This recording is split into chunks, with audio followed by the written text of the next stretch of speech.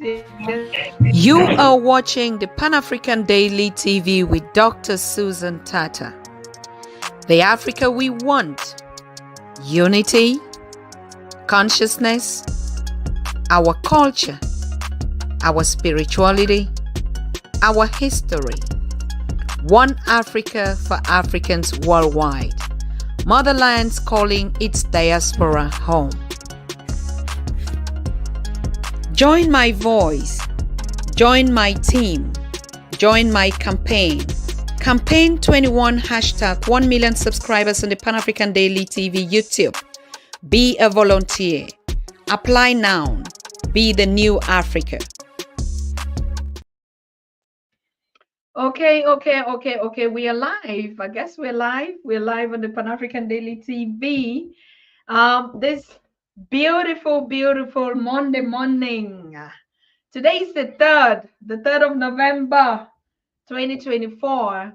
And exactly tomorrow is the 4th, where the Americans are deciding who is going to be the commander-in-chief, who is going to be, piloting the political decisions of the world, as we come tomorrow.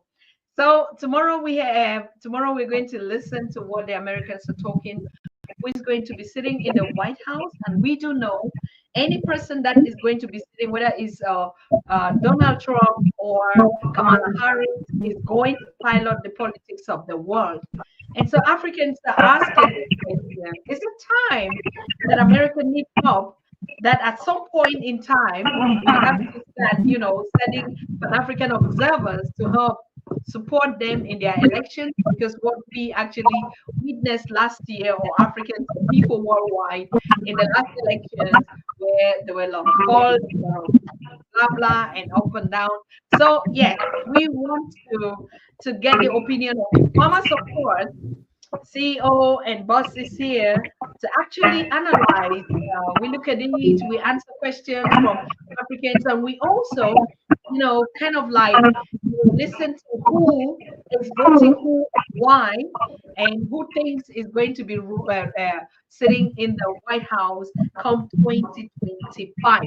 Okay, and that decision is going to be made tomorrow.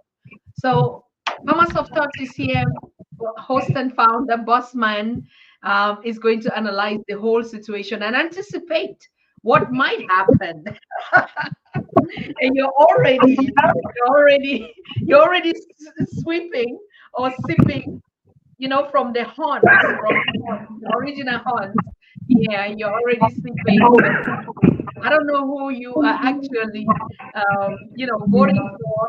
But us on the African Daily, we're just excited to see, because we know whoever is going to sit there on that seat would determine the political landscape of the world, and also in Africa particularly. So welcome, King Maponga, Joshua. We might also be having a brother from the US, brother Dennis Bootwrights, join us on this conversation to actually tell us what the situation on the ground is, and what them, as the African Americans or the Africans in America who are also observing the situation, who would they be voting for, and how is it going to influence Africa? So over to you, my king. What is going to happen? How are we going to approach this topic tonight? Greetings to you, and greetings to all your listeners and viewers around the world. And I love your introduction. We've given Americans too much credit, even in their murderous lifestyles and their wickedness. We still consider America as if they are the epitome of world politics. And maybe that could have been true a few years going backwards. But our generation, 2024 going forward, it will no longer be business as usual. And I would like to start off this conversation right with the issues, away from the pleasantries. The first big challenge that we are going to be facing is the poverty of America in terms of leadership. I call that the bankruptcy of leadership. I can't believe a country like America, with all the PhDs, Harvard University, Massachusetts University, Tyndale University, Chicago, Illinois, California. You can't tell me that the whole country of 269 million people, the best two candidates you could find to run America is Kamala Harris and Donald Trump. Firstly, let me start right there. This is where you notice that this whole democracy thing is just a shamble and a bucket of lies. Because you can't tell me in a country with so much human resource, brain power, intellectual muscle, that you are presenting to the world Donald Trump and Kamala Harris as your only two candidates in a world full of democracy. So maybe firstly, let's agree that the people are not voting for nothing. It has nothing to do with people voting for a president. The system that has been put in place where the college boys, the party corners decide from their various, I don't know, we call them provinces or we call them states, and then they streamline. You are not voting for democracy, you are voting for a republic. And the difference between a democratic state and a republic is that a republic is driven by the law, whereas a democracy is driven by the society. So the society is given an illusion to think that they are making a contribution towards the elections. But what the people want is nothing vis-a-vis what the state wants. So here is my first introduction. One, Kamala Harris represents the continuity of what America has been doing all along in terms of their bureaucracies. We don't have to expect any changes on the Ukraine policy. You don't have to expect any changes on the Israel policy. You don't have to expect any changes on their African policies, because Biden having been president and the lady having been deputy president, there's nothing that Biden would have agreed upon that Kamala Harris will not agree upon. So basically, the Kamala Harris vote has to do with the continuity of the poverty and the wars which America has been involved in. Donald Trump is an injured buffalo who has lots of court cases. Sometimes he calls it unfair treatment from the state. And the business that he has been running, both legitimate, questionable, and illegitimate, and whatever you want to call it. And he wants to come back into power. Unfortunately, the Christians have eaten the bait to think that Trump is bringing the Christian vote because he says all the right things, that Jesus and God will be running the state and etc. But man, there is nothing Trump will do which he could not do when he was still president. This for me is a smokescreen of the highest order. Last comment. If America wants to start talking business, the business of 2024 going forward is not politics, it's economics. During Biden's rule, we have seen the initial cracks and collapse of the American dollar. China and Russia and the Brics community have come in with a totally different ball game. That if America will constantly think that they are bullying techniques of shooting guns in the air, threatening third world countries, running around, putting military camps around Africa. This afternoon, I was listening to the Botswana new prime minister, new president, saying he's removing the American army base in Botswana, which America, initially people were refusing. Now the president has confirmed that they are removing it. But that base was meant to supervise South Africa, Namibia, Botswana, Zimbabwe, and Zambia. Very strategic. Within 11 minutes, America was able to strike State House in Pretoria.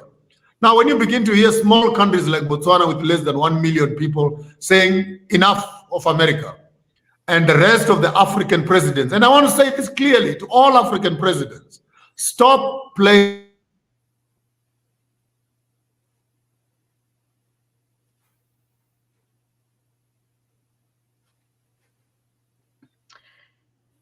Okay, I think internet is a challenge out there. I don't know whether it's just, but let's welcome in our brother Dennis Boatwright. Dennis Boatwright the second is in the house, and that's the voice of the African Americans or Africans in America. Okay, King Maponga, you're back. Complete your statement. The elephant in the room is Brics and the shifting of power from America into Russia and China. And America still has this obsession with their LGBTQIFG policies. We are not interested in all that rubbish and nonsense. What we want is societal transformation. What we want is economic sovereignty. What we want is ability to utilize our resources. What we want is our freedom to practice our culture and our traditions without American interferences. So, man, we are not joking this time. And if we could do anything, America needs more help from Africa than we need from America right now. We need to send observers to go and check them out and see if their democracy is working. But as we talk right now, this will be a plateau election which changes the political terrain. Time for Africa and other downtrodden states is now. And whether they vote in Kamala Harris or they vote in Trump, every country deserves a leader that it chooses. I thank you.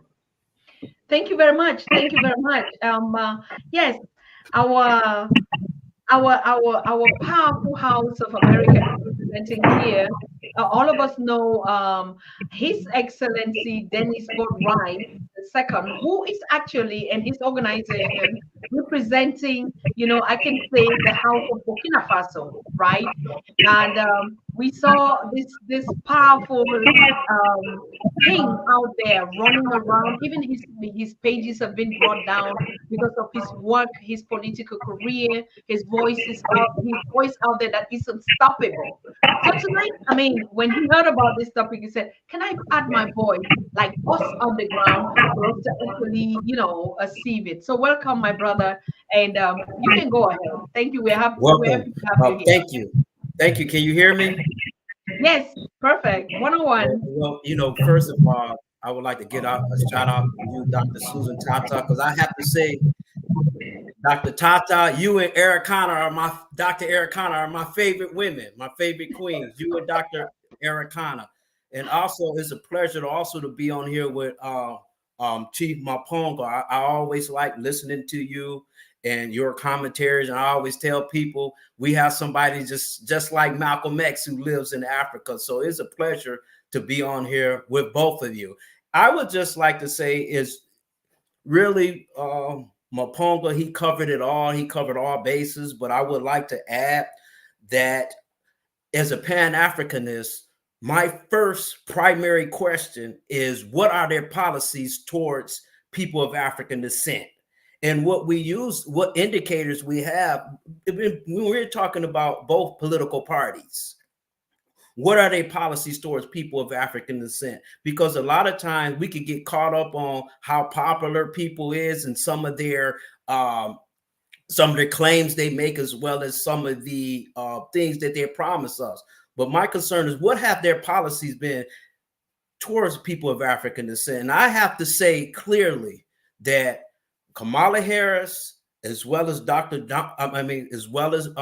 Donald Trump, their policies has been consistent with the 1884 Berlin Conference. They have supported as well as implemented the agreements that was agreed upon by European countries during the 1884 Berlin Conference, and that is to continuously exploit Africa and people of African descent, as well as keep people of African descent subjugated. So both of these political candidates have been true in their commitment with the Berlin Conference. So I like to say that, and some other indicators people have been calling in about, what do you think about their policies? Well, it's very clear. When you look at Joe Biden has visited Africa. He hasn't visited sub-Saharan Africa not one time. He's been to Egypt, but not one time. So that's a good indicator of where his thoughts are. Also, we see that both candidates haven't said anything significant towards Africa in terms of their policies.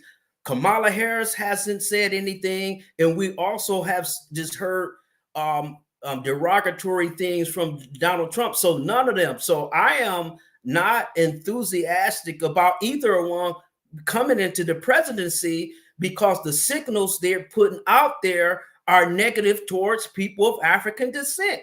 What we do have is this. We know that based on the United States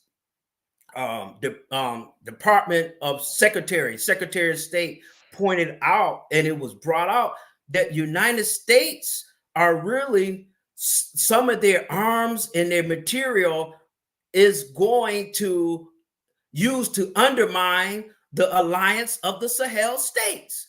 We have United States using Ukrainian mercenaries to try to undermine and destabilize Mali, Burkina Faso, and Niger by the State Department. So these are signals that the United States are putting out, so that no matter Kamala Harris or Donald Trump, their policies is going to be the fundamentally same. And that is, as I stated earlier, to implement and support the psychological framework around the Berlin Conference. And that's all we can expect from them. Mm-hmm. Okay, I'm just coming back.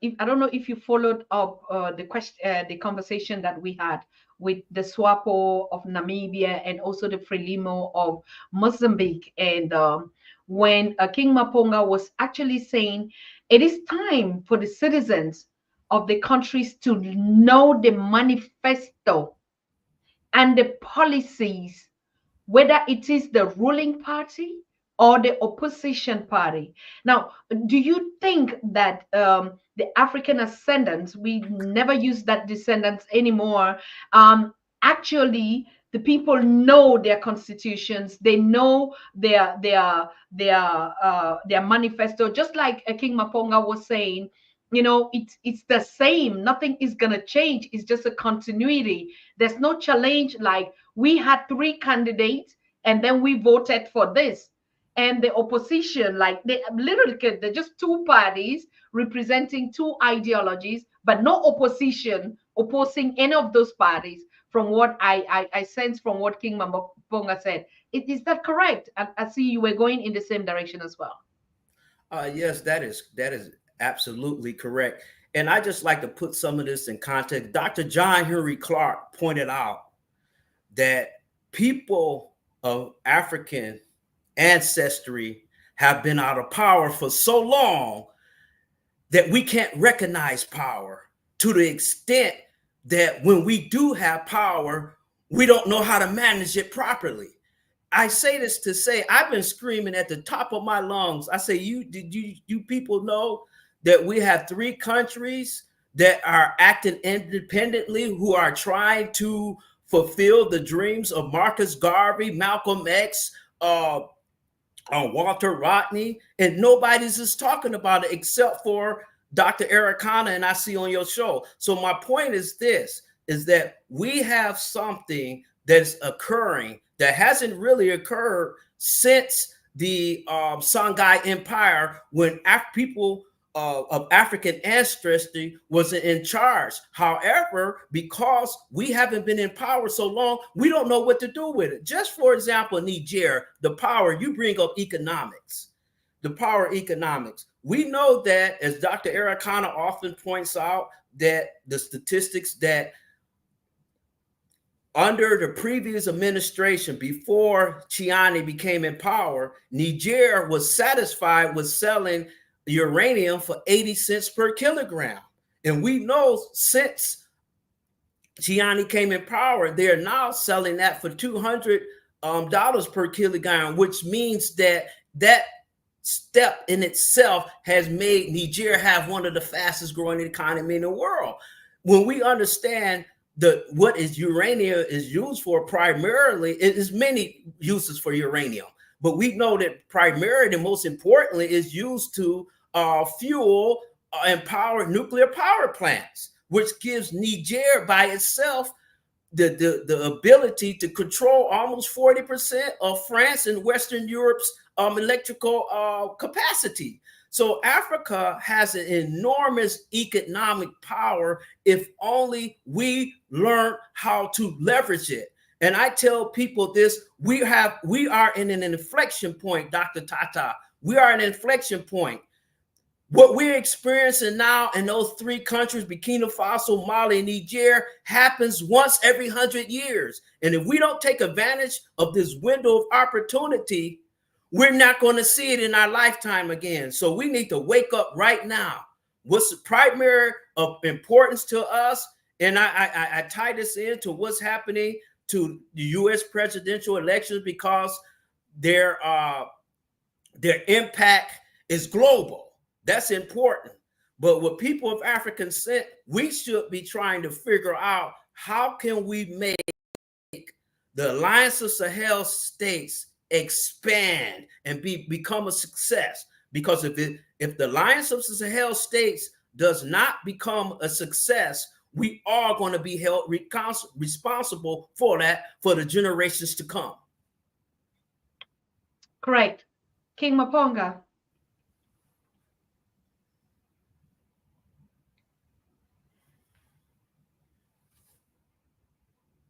I hear Donald Trump in his slogans for the elections saying America will be great again. Beautiful slogan, America will be great again. So maybe we might want to retrace and find out, when America was great, where were we? What was their relationship with us as Africans? How did they become great? They became great on whose blood? They became great at whose expense? And when they say America will be great again, who benefits from a great America?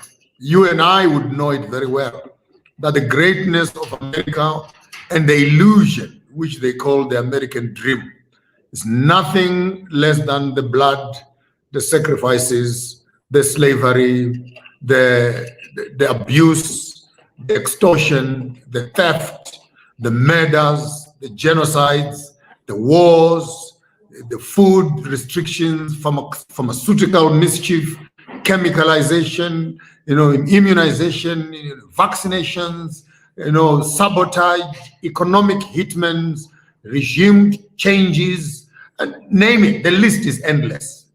When American evil is functioning on all angles, then America is great. America is great when she's bombing Vietnam, and she's bombing Nagasaki, she's bombing up Afghanistan. Then America is great. Why does America become great? Because America's biggest business is that of manufacturing weapons. And if the manufacturing of weapons is your biggest business, then you make your biggest money and you make your most money during wars. So it's a fact, whether it is Trump or Kamala Harris, they must stop lying to us. The only time the American economy is doing fine is when the guns are pointed at other people and blood is being shed and American children are coming back home in body bags. And yet when that is happening, the economy is doing very well. And I don't know where the American people think this money is coming from. Where do they think this wealth is coming from? Who has ever seen this thing they call the American dream? Except the American dream is written on the graveyards of those that have been sacrificed to give that dream to those that are in power. Coming back to what my brother is just said here, you've pardon my eyes are not as good. Danila. Is it Daniel? Dennis. Dennis. What my brother Dennis has just been alluding to. The whole issue of American democracy, it is founded, as you all know, between the Democrats and the Republicans. But what you will never hear them talk about is the involvement of the financiers, the Rockefellers, the George Soros of America, now of late, the Elon Musks, who are now walking into the financial state. The question is, where are the interests of the economic people? Because both the Republicans and the Democrats, they are reporting to the same boss, who are the Morgans of this world, who run the banking system and the economic structures. So we cannot even be fooled to sit around here and beginning to talk about American elections. Let's talk about American economy and how that economy is constantly bashing other people's economies, and what will America do to make sure that it sustains its own economy. And Russia has sued them for 10 decillion. I've never heard of such money in my whole life through Google. And you look at other countries in the world that are equally not happy with American policies. You are right, Brother Dennis. Africa has not benefited from the American policies. Number one, the green energy policy.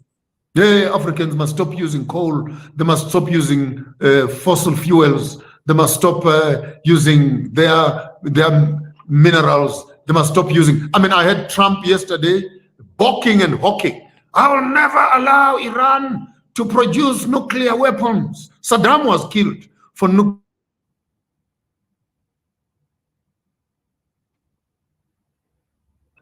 to develop nuclear weapons. Who tells America not to develop nuclear weapons? Who has made the Americans the bulldogs of this world, that you need an agreement with them before you can produce nuclear weapons? Another reason they don't want Burkina Faso to culture and cultivate their uranium, same with South Africa.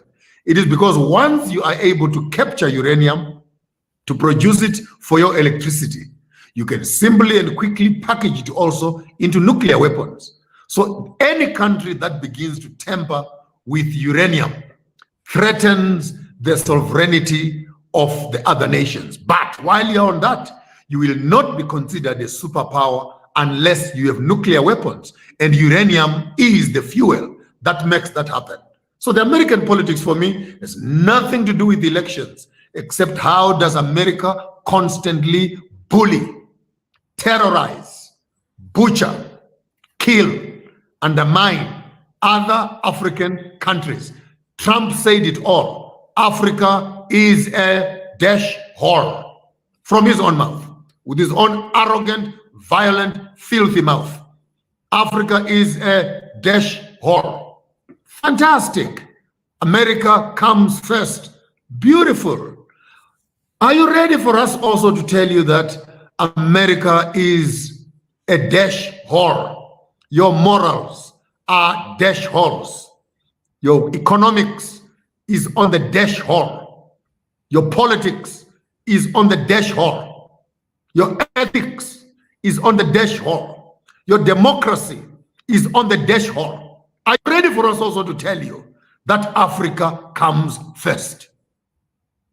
The rest of you, you want to make America great? Good for you. Let's also tell you on your face, Mr. Trump, if you're going to be seeing this video, that we also want Africa to be great. And without your assistance, without your support, and most importantly, without your interference, we will make Africa great. I'm in Zimbabwe right now. I have 11 of my friends who are on sanctions as we speak right now from the American government. Yet America, 2 streets away from me,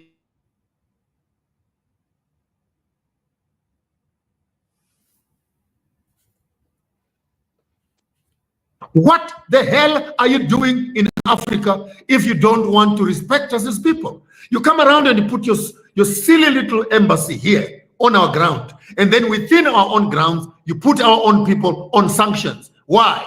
Because they are supposed to be supporting the government. Man, when you were busy bullying Afghanistan and etc., who put you on sanctions? When you bombed up Hiroshima and Nagasaki, who put you on sanctions? When you killed people in Vietnam, who put you on sanctions? When you killed Gaddafi, Muammar Gaddafi, who put you on sanctions? When you bombed up Iraq and you killed Saddam Hussein, who put you on sanctions? When you killed Martin Luther, who put you on sanctions? When the young boy could talk, I cannot breathe, who put you on sanctions for human rights? And you don't come around here as Americans, swapping foxes with hyenas, playing politics, and people's lives are at stake. I think I've lost respect for America, totally. But I'm glad some Americans, as citizens, are waking up to discover that they have built their dreams on the blood of other African children. And for that reason, we want to challenge the American government, particularly the black vote, that you waste your time thinking that the American government has your interest at heart. Until you change the policies of America, every leader will behave exactly the same. You can even put a dog, I've said this before, you can put a dog to sit in the White House. America will continue because their systems are built on policies, and those policies are not friendly towards us. I thank you. Brother Dennis. Yes, Maponga, again, you brought out some great points and observations, and you pointed out that really America is on a decline. There's a decline. Maponga, can you mute? I'm on the mute. No, Maponga should mute. Okay, thank you. Go ahead. Yes, I was just saying that you were spot on, Maponga, again, on your observation on United States, and particularly America as an empire is on a decline. And we can see this more so in the quality of the presidential candidates. Look at Donald Trump. Donald Trump looks like he could have been running a circus somewhere, and we don't know where. Kamala Harris just popped out of nowhere. But my point is this: because America is on a decline, you see the poor quality of their political candidates. Just say this, just for example, look at United States foreign policy. What's unique about United States foreign policy is they have no foreign policy, period. We look at what's going on in the Middle East between the Palestinian and Israel. Look at the genocide that's going on, and we don't have, the White House or the State Department is not putting out, telling us of a cohesive plan that they have. They're just Israel, just doing whatever they want. And the same way with Ukraine, we have a conflict that's been going on for 2 years. The United States has pumped $300 to $400 billion in that conflict and hasn't won 1 inch from Russia. So what we have is we have people in the White House that should be nowhere near the White House, because this is a reflection of how the United States is on decline. But, you know, my point is this: is a person of African ancestry, I look at the facts on the ground. United States was a part of the Berlin Conference. It's just United States has found a way to be kind of like behind the door or in the shadows. America is one of the biggest colonizers. In fact, many of Hitler's programs, his racist programs, particularly in eugenics, he learned that from United States in the 20s. So what we're saying is United States has been very much a part of white supremacy. And in fact, they have been leader of white supremacy in the last 50 or 60 years. But my point is, what does this mean towards people like you with dark skin, people of African ancestry? Well, we know that United States, what they have left us is the killing of Muammar Gaddafi, a person who was putting out Pan-African signals. They got rid of him. We see what happened in Somalia, how they're pretending to go over there to bring aid, and they were trying to set up all kind of military base, and then it backfired on them. What we see now is America is finally on record of funding people to try to it's not just France, it's the United States too, because I was actually in all 3 embassies in Washington, D.C., Burkina Faso, Mali, and Niger, and their ambassadors personally told me that some of these soldiers that they have caught in the northern Sahel, particularly in Mali, Burkina Faso, Niger, they had United States IDs on them. They had United States weaponry. So United States is very much a part of trying to make sure the Alliance of Sahel states fail. So United States policy should be of some major concern to us, because whoever the Americans vote as their presidents, depending on who it is, it's going to have dramatic effects on the world, and particularly Africa. That's why, but as a Pan-Africanist, I realize that typically the policies towards Africa, even with Obama, doesn't get better. It actually gets worse as it goes on, because capitalism, it gets worse. It never ameliorates. It never mitigates its stance. So we are in pretty much for the same policy. But I have to say this. One thing about our people is this. This happens all the time when you study history. People are in predicaments like ourselves. China was in a predicament like ourselves with the same, when you study the Opium Wars and how, Europeans was trying to get all of those people addicted to heroin and killed thousands of people. But my point is this: we are at a crossroads.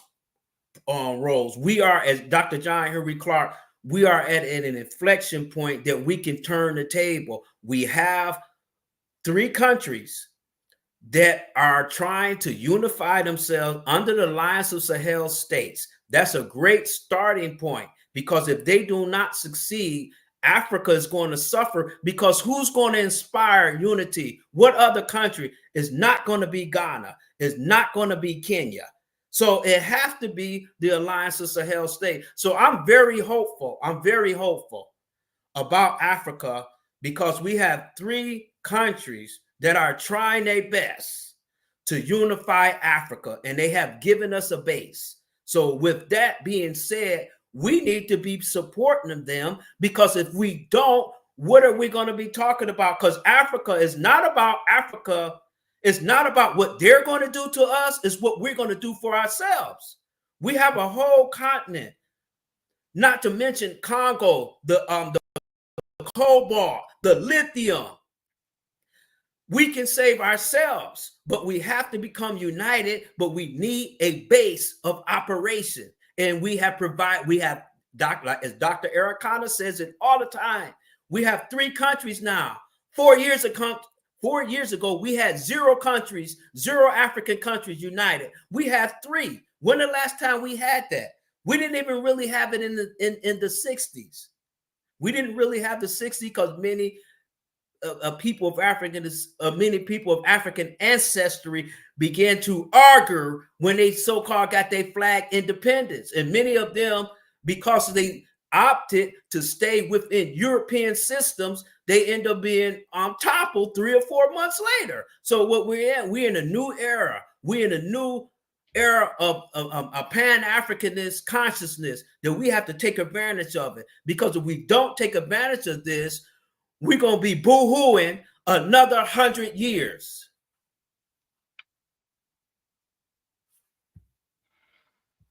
If we look at I think all is going in the same direction. Another question of like, yes, we understand the impact or what is going to happen, whether it's A or B. Now, when we look at even the internal election itself, a lot of people are saying, like I see even in the comments or before that, they foresee a civil war that might arise in or arose during the elections because of what happened in the past elections. I have a question here where,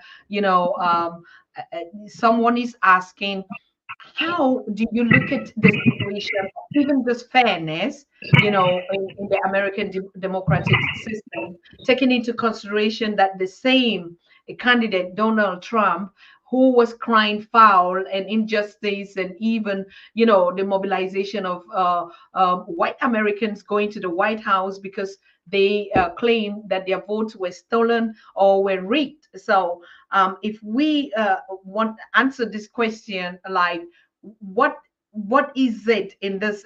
What might happen? Do you foresee something like that? Like, though, in case Kamala wins, that Donald Trump is still going to act like, this is my time. I know I could win. During the election and the mobilization, what is the statistics? As a matter of fact, now we're talking about the internal electoral process.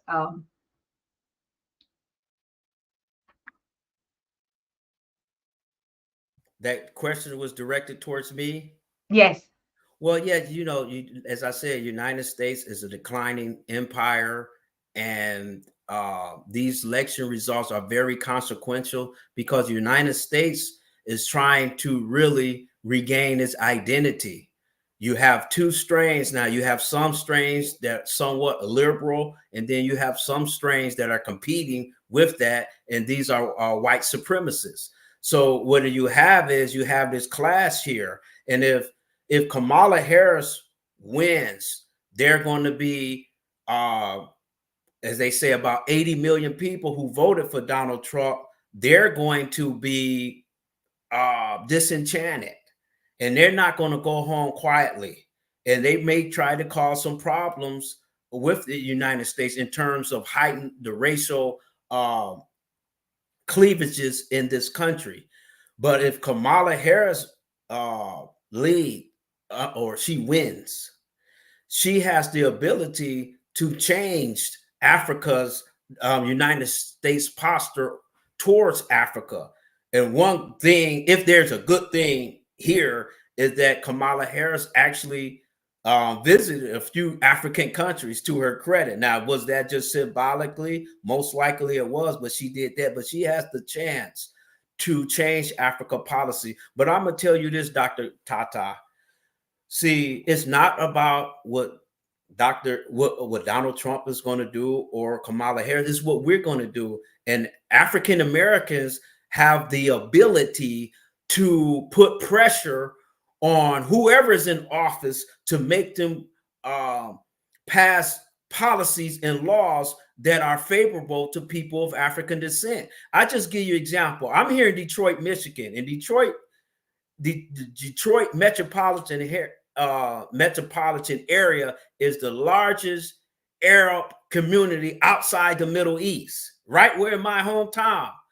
And what happened is last week, they got tired of the White House's policies towards what's going on in Palestine.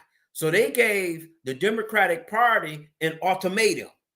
Either you put pressure on Israel to stop bombing the Palestinians, or you reduce United States shipment of arms to Israel. If you don't do that, we're not going to vote for you. They have been saying this for almost a year now, since the bombing of last year.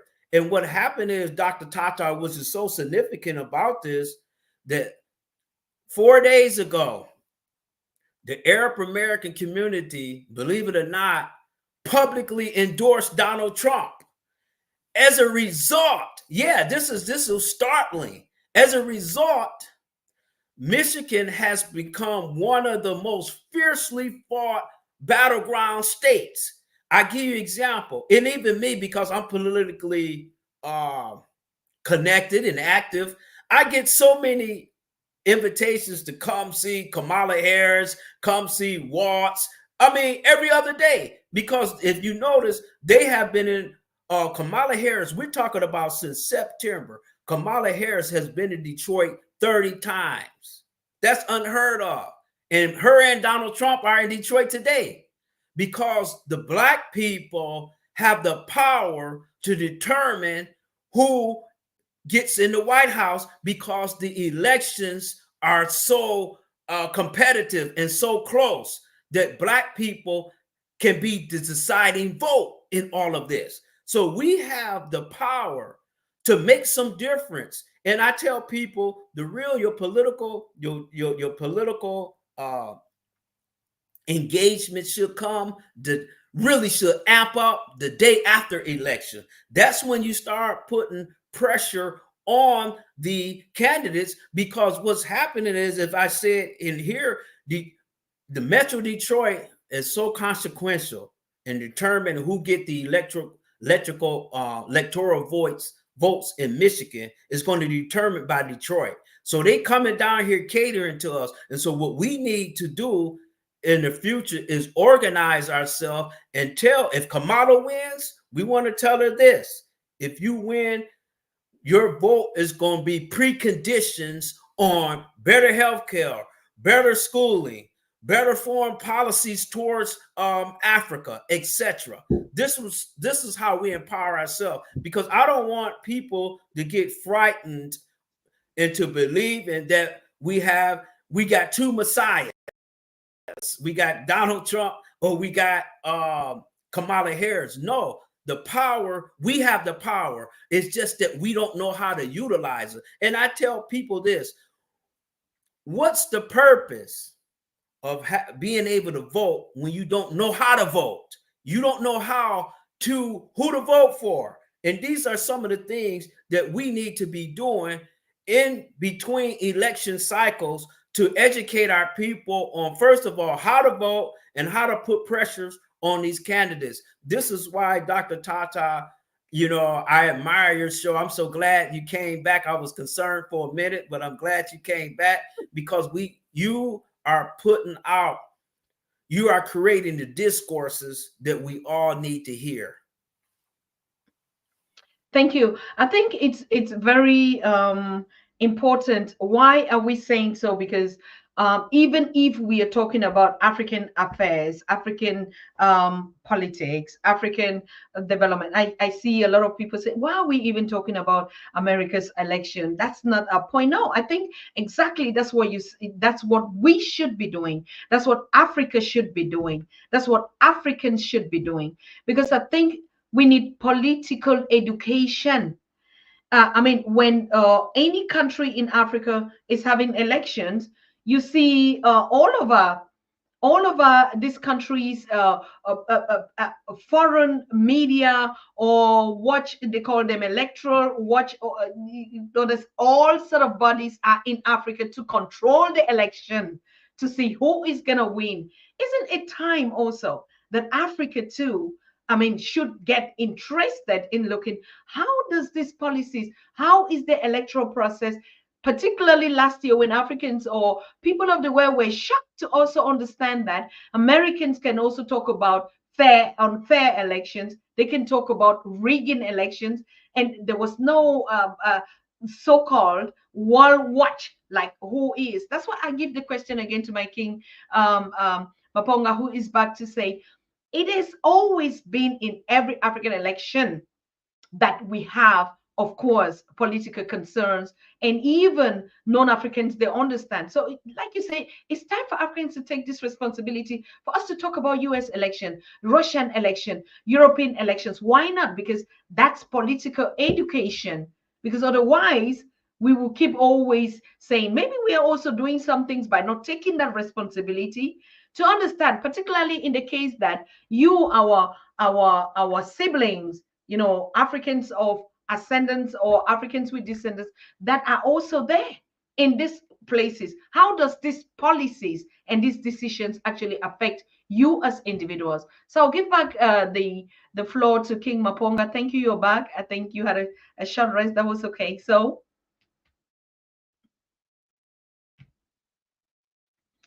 yes. I'd like to pick up the conversation on the races that are in America, to piggyback on what His Highness Dennis was saying on the Arab community that is in America. Now you're looking at a city like Detroit. They are not agonizing, they are organizing, and they take their population power, they consolidate it, they look at their homeland and their relatives in the Middle East, and they determine their vote based on the American relationship with their relatives. I'll just put that one as a statement on its own. They've been able to organize themselves to that level. Group number two is the white supremacist group, the KKK group, which continuously lives and survives in America, in Texas, and in other places in Carolina, and where you still find the hardcore white people who in their back offices and in their private rooms, Trump represents them into the core. Trump will say to the public what they cannot be saying to the public.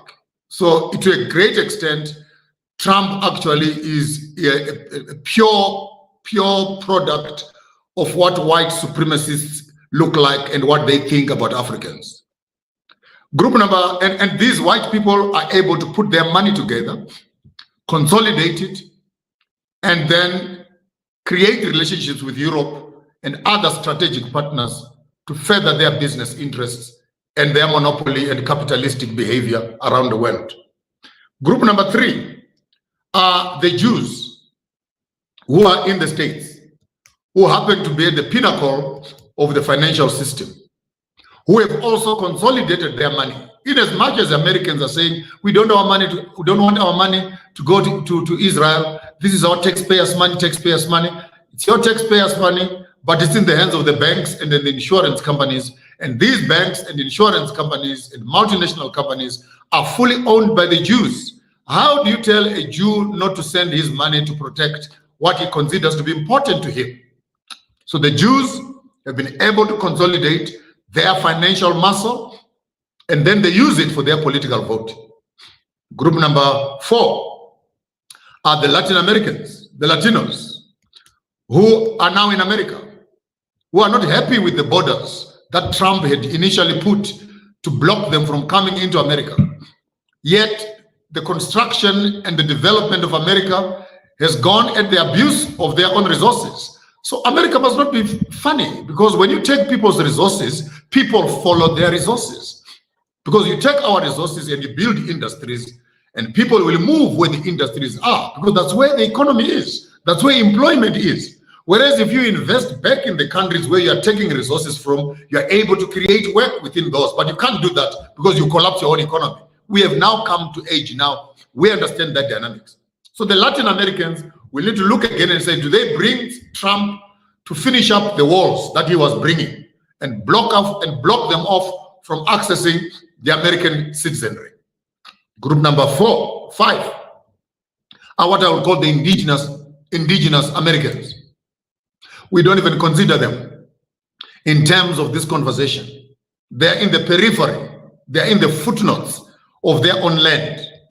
They are not even consulted except to be given donations and grants to do their dance and their chants away from the political arena. You will never hear an American government talking boldly about restoring land, restoring, dignity, royalties of the owners of the land. Because America is not built on democracy. America is built on blood and colonization. Group number last, that's our group, the African group. Question: how did we get to America as Africans? Questions: what are we doing to restore ourselves? Question: what organizations have we built, like the Jews, like the Arabs, like the Latinos, like the whites, so that we can be able to use the black vote, not for the American government, but for the bias of the African states from whence we come from. If Jews are able to remember Jerusalem, and if the Arabs are able to remember Saudi Arabia, if the whites are able to remember Europe, and Latin America is able to remember Latin America, why must the black people vote for an American government instead of voting for a policy that is conducive towards their homeland? Why is the black vote only for the American benefit and not for the African benefit? That is the question that I battle with. When all other races, they think not towards America, they think towards home. Why are the Afro-Americans, Black Americans, our Afro-Americans thinking about building America? by putting a leader there. And yet when you put that leader there, I have not read so far any African policy that we give, say, we will vote for you, Trump, if you are going to do this and this and this and this for Africa. We will vote for you, Kamala, if you can do this and this and this for Africa. No, the African vote is just to vote for the American government rather than voting facing home. So here's my conclusion. Every one of these races, they don't vote looking at America, they vote looking at their homeland. They vote looking backwards where they are coming from. It's only a tragedy for the Africans who vote looking at the eagle and looking at the American dream and the American flags, which is a great shame to my people, the great African people. Let's also learn from what other races are doing. There is nothing wrong with having policies that are biased towards your home. And with the 80 billion budget that we spend on salons and hairs and cosmetics, if we could use that financial muscle and political muscle to influence policies towards Africa, you may discover that the donations America is donating towards Africa, we don't need those donations. We may just need space to grow, to think, to develop, and to become. I thank you.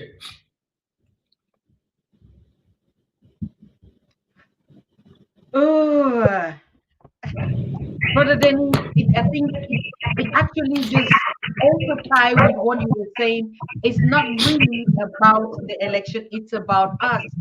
And I think this statement, honestly, King Maponga, to be honest with you, I never even thought about it that way. Like the contributions, even of the migrant community in the host countries, if they are conscious of the fact that if I am contributing, even if I'm contributing here as my homeland, as African Americans, it's my taxpayers' money that I pay my tax. I live here like a citizen, of course, and I do that. But my roots, the taxmen are not helping the external or the foreign policies in my roots, then I'm just doing something else. Like this, the America is no man's land, as we know. The Americans also fought the War of Independence, right? They fought the War of Independence because sometimes people just think America just surfaced. It is only Africa, the continent of Africa and the other continents that never moved from place to place. They been there as origins and were there until other civilizations were coming to meet them. But when we look at these other civilizations or the history of America, it's a no man's land as we read, you know, the migrants from Europe to Britain, from Britain to America, until they had to fight the American War of Independence. So there's nothing wrong in actually, like in King Maponga's word, or His Highness Dennis. Oh, yeah, yeah, great point, Dr. Tata. And as Maponga is insinuating, he's correct, is that, see, for people of African descent, I say that many African Americans, we have what you call a Black exceptionalism. We actually think that we're going to be the ones that save Africa. And I tell people this, that's the wrong idea to have. All people of African ancestry will become healthy when Africa becomes healthy. When Africa becomes healthy, when I'm talking about this, I'm talking about in terms of political independence, economic independence. The diaspora is going to become healthy. I started the Center for Pan-African Studies in order to put pressure on policymakers towards Africa. And about a year ago, well, maybe less, in March, I was talking to Dr. Cornel West, who was also running for president. And during a Q&A session, I asked him, I said, if you were to become president of the United States, if you were to win, what would be your foreign policy postures towards Africa? He took a pause and he smiled at me. He said, you know what, Dennis? You're the only one that asked me about my policies towards Africa since I've been running for president. So my point is this: we have to raise the consciousness amongst our people minds about Africa. Africa is an extraordinary place to be. It's the richest continent in the world. However, most people don't know anything about Africa. I was just in a discussion which almost turned into debate about Burkina Faso. And I found out that some professors of Black studies in U.S. universities have little or no knowledge of Burkina Faso. They know more about Puerto Rico than Burkina Faso. And this is very disturbing to me. How are you teaching a Black studies course and you have little or no knowledge of Burkina Faso? You don't know who Ibrahim Traore is? You don't know Assimi Goïta is? You don't know Abdul Rahmani Chiani is? You should know these things, but they don't know it. And this is one of the things, as Maponga brought out, is that what's unique about people of African descent, and even some of our so-called local conscious people, they are contaminated by European thought. That is, slavery has taken a lot, has really degraded the African consciousness, because we know during slavery, you weren't able to speak an African language. You weren't able to practice any African religion. And not only that, even the African drum was prohibited in America. So what happened to us is that many people, African Americans, don't have an adequate enough African consciousness to be able to have a reasonable dialogue or discourse on what's going on in Africa. And I'd like to bring this out. This has occurred to me also, that is very saddening to me. The African community, the African conscious community, particularly in America, seems like it has got stuck in the 1990s, because when Dr. John Henry Clark passed away, things has changed for us. It's like more of our scholars now, and I'm not going to say their name, they are scholarly when it comes to African culture. But when it comes to African politics, everybody is quiet. Everybody is quiet. We supposed to have 1,000 Dr. Aracanas. We supposed to have 1,000 Chief Mapongas. Where they're at, they only can talk about going to Egypt on a tour or going to Ghana to some slave ports. None of them have an educated viewpoint on what the politics of Africa. So we need to step up. Our movement need to evolve into the political realm, because most people think that they're African centered because they got an ankh on or because they have some African garb on. But the point is, what makes you African is your political posture and trying to get things changed for the best of our people. So I have been challenging all of our scholars in America not to limit our consciousness to cultural things, Kwanzaa, Black History Month. That's all. Let's talk about the political developments in Africa that's going on in Mali, that's going on in Burkina Faso, that's going on in Niger, and possibly Senegal and Chad. That's what we need to be talking about, not just cultural, easy things to talk about. So I have been over here trying to expand upon what Dr. Arikana is talking about, just like his Chief Maponga. We have to start talking more political instead of the easy topics that's just dealing with culture and drums and clothing and songs and dance. We need to talk about the politics to start empowering our people.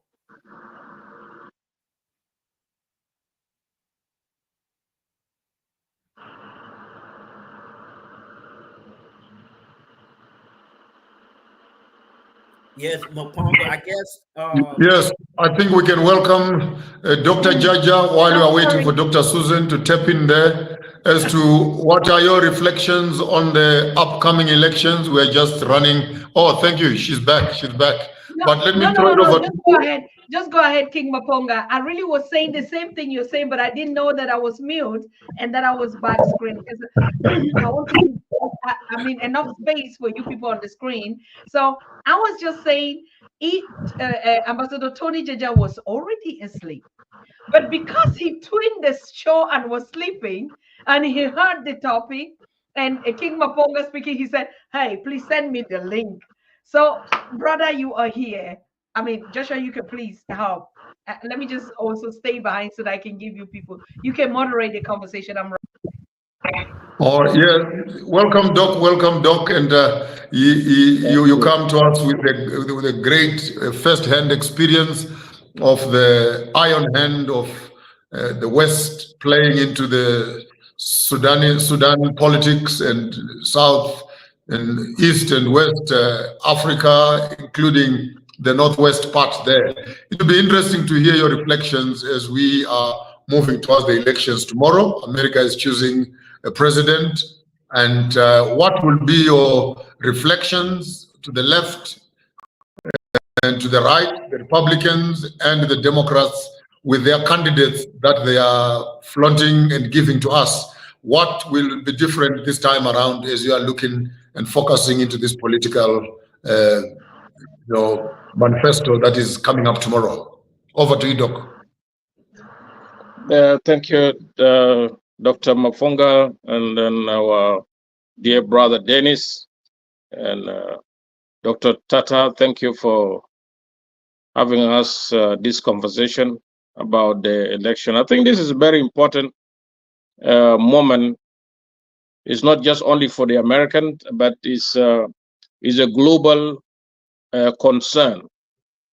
And every time when there's election in US, I think everybody always think about what is the coming policies that are going to be implemented with the new leadership that is going to take over the office.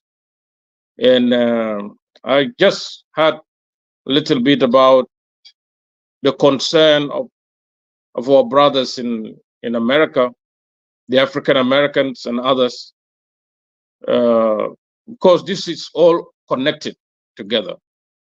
I can just take you back during the election when Obama was elected as a president, and everybody was happy. All the Africans were celebrating because they have a black man in the White House. And that was a happiness for all people at that time. But everybody was expecting that Obama is going to work for the black agenda. But it has not done anything. There was no any priorities or any agenda of the black people. And that is why 13 years ago in Chicago, there was a very, very collective conference that was done by the black leaders in America.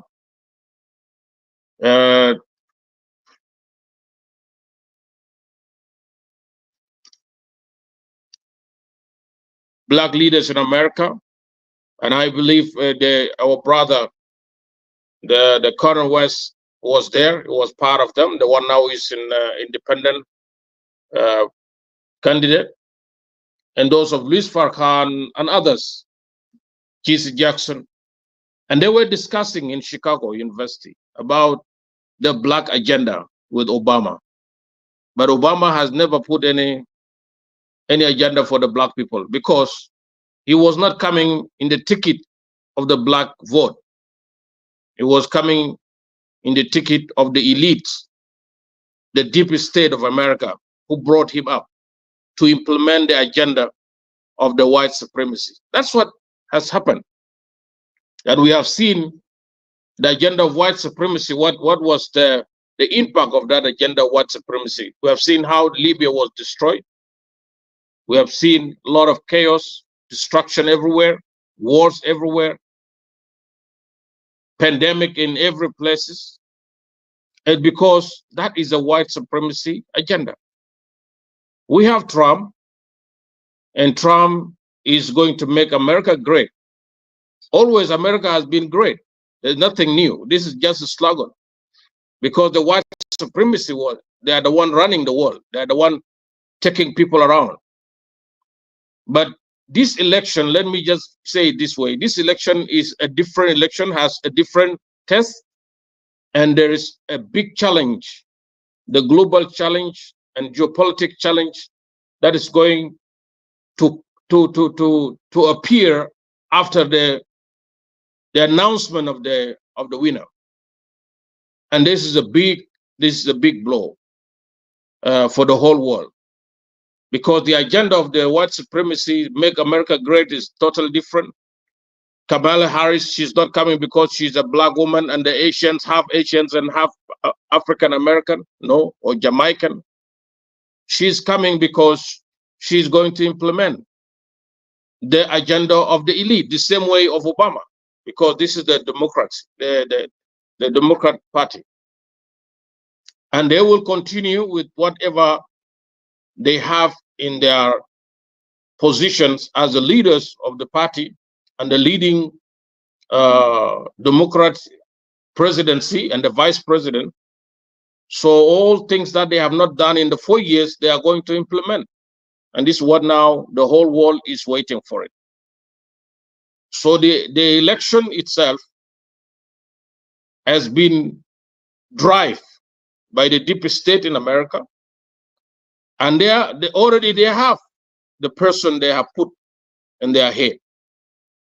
And I think the driving of the gear now and the direction of the election is the way they are bringing the female president to implement the agenda. This is what is there. Because if Trump is going to win the election, Trump is going to go after the people who accuse him with all the things that he has done during his presidency and after presidency, and he's going to revenge. And I think this is what is going to happen exactly in America. And there is no joke here, because he has said it.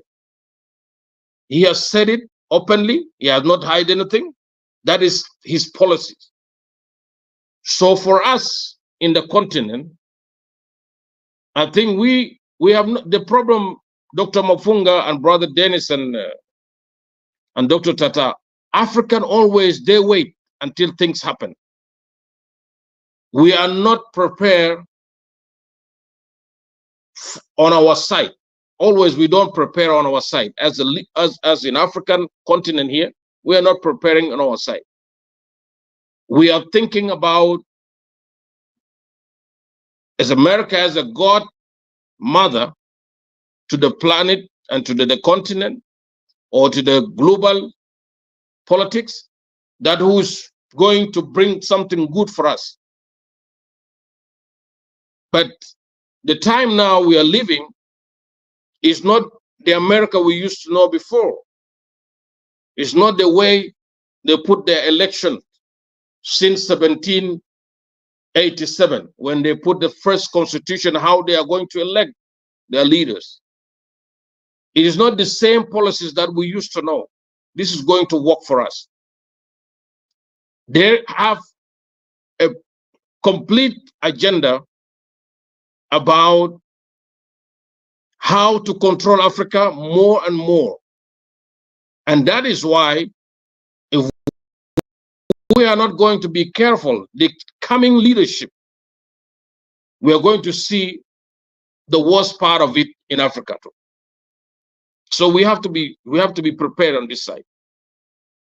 Yes, now the global politics has totally divided into pieces. And now everybody has to play on his own ways, how to carry the right direction, the right policies. We have seen how Brics, China and Russians and all these things are coming up, and who's going to lead the coming economic global leadership. America is not going to just tie their hands and do nothing. And that's what we have to see in all the empires that have rise and fallen. For the new group to take over and to lead, they have to create war for it. They have to be a chaos. So there is nothing that can be taken from America because of the policies. It has to be a fight. And that fight, this is what is called the Third World War. Because everybody now is well prepared. The nations are prepared. China is prepared. Russia is prepared. The North Korea is all prepared. Even America themselves, they know what is next. So for them not to be taken over, they have to try to pull their strengths back. But how? Is to fight. It's not by policy. There is no any policies working nowadays. There is no diplomacy working nowadays. And there is nothing called democracy that is working nowadays. It is the time of survival. Who is going to survive next? In the next global leadership, who is going to survive? Who is going to lead? And that leadership, Dr. Maponga and Dennis, is not going to come in the easy way, in the golden plate. This one is going to be a chaos, and people has to prepare for it. Even some state, let me be clear. Some state in America, now they are prepared. If the chaos come, they will even pull out from what is called United States of America. They will call their own Republican country. Let me say like Texas, like California. They will, because already California in 2017, they have put the pledge, and they have even put their request that they have to be independent.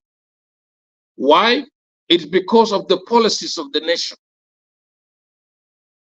America, again, in the coming years, in 3 to 5 years from now, they are going to pull out from all the bases that they have, 700 bases they have all over the world, because they will not sustain to put the budget. They are not going to put money for it because of what is called Brics, because Brics now is going out of it. How do they sustain the economy and the military and the security? It is based on the businesses they do with the global trade. But now there's differences here. So we have to prepare ourselves in the continent. And this is what should be done by our leaders. They should understand the politics. They should understand the way things are going. The geopolitics has changed totally. And it's going not to be easy for all of us. So people are praying. There's people who are praying now for Trump to come as a president. Even Muslims now, they say they are voting for Trump, so Trump is going to stop the war in Gaza. But this all is not the time of prayers. It's not the time of prophet to talk, because this is the time of judgment. When do you think that God will sit and say the judgment time has come for what they have done to our people? They enslaved them for 400 years, 330 years working free for them. Until today, some of the African Americans are still not believing that there is a total liberation is coming on their way. They will not do it by themselves. As my brother said, they think that the people in African American, they will liberate themselves, but this thing has to come from Africa. It's the push of the black man. As I said it before, We are the origins of the mankind in this earth. Nobody will attempt for us. They did it before, but this time they are not going to do it. They are not going to take us around. We are the one going to say, no, the time has come, and the time has come, and enough is enough. And it's good that we are educating ourselves now for the truth. We don't hate the white people, but the mentality and the way they suit themselves, they're like they're superior than anybody in this world. That is what has brought chaos to them now. That is what has brought chaos to their problem. First, America agenda, the priority is not Africa. It's not Middle East. It's not even Caribbean or Asian. The only agenda they have now, the priority agenda they have, is the America first and the China who want to overtake. This is what they have. This is what now they are working very hard. China who want to overtake them, who want to take the #1 economic in the global arena. This is what they have. Even Europe, they are not thinking about it. If you go now and see the politics in Europe, it's totally different. Even there's some European countries now, even they disobey America for whatever they are doing, because he put them always in problem. When America goes to war, he carried them with them. He took them to Iraq. He took them to Afghanistan. He took them to Libya. He took them to Syria. And now he took them to Ukraine. 50 countries fighting one country, which is called Russia. And billions of dollars are just going. And now he wants to bring them to Middle East. That is why some of them, they refuse even to supply to Israel. Why? Because they have understand whenever they run after America, they are in chaos. They are losing because they are obeying the voice and the orders of their masters. They are not just only the masters of Africa, but they are even masters of the Europe, the Americans. And America has been led by the elite, not by the Democratic Party, not by the Republican Party. These are the elites people, the deep states. When you call them CIA, when you call them IMF, when you call them World Bank, when you call them the secret society, these are the elite that are leading the country. And they call them deep society. And they have chosen who's going to implement the agenda. Trump will not implement the agenda, but Kamala can implement the agenda. This is the ticket for them.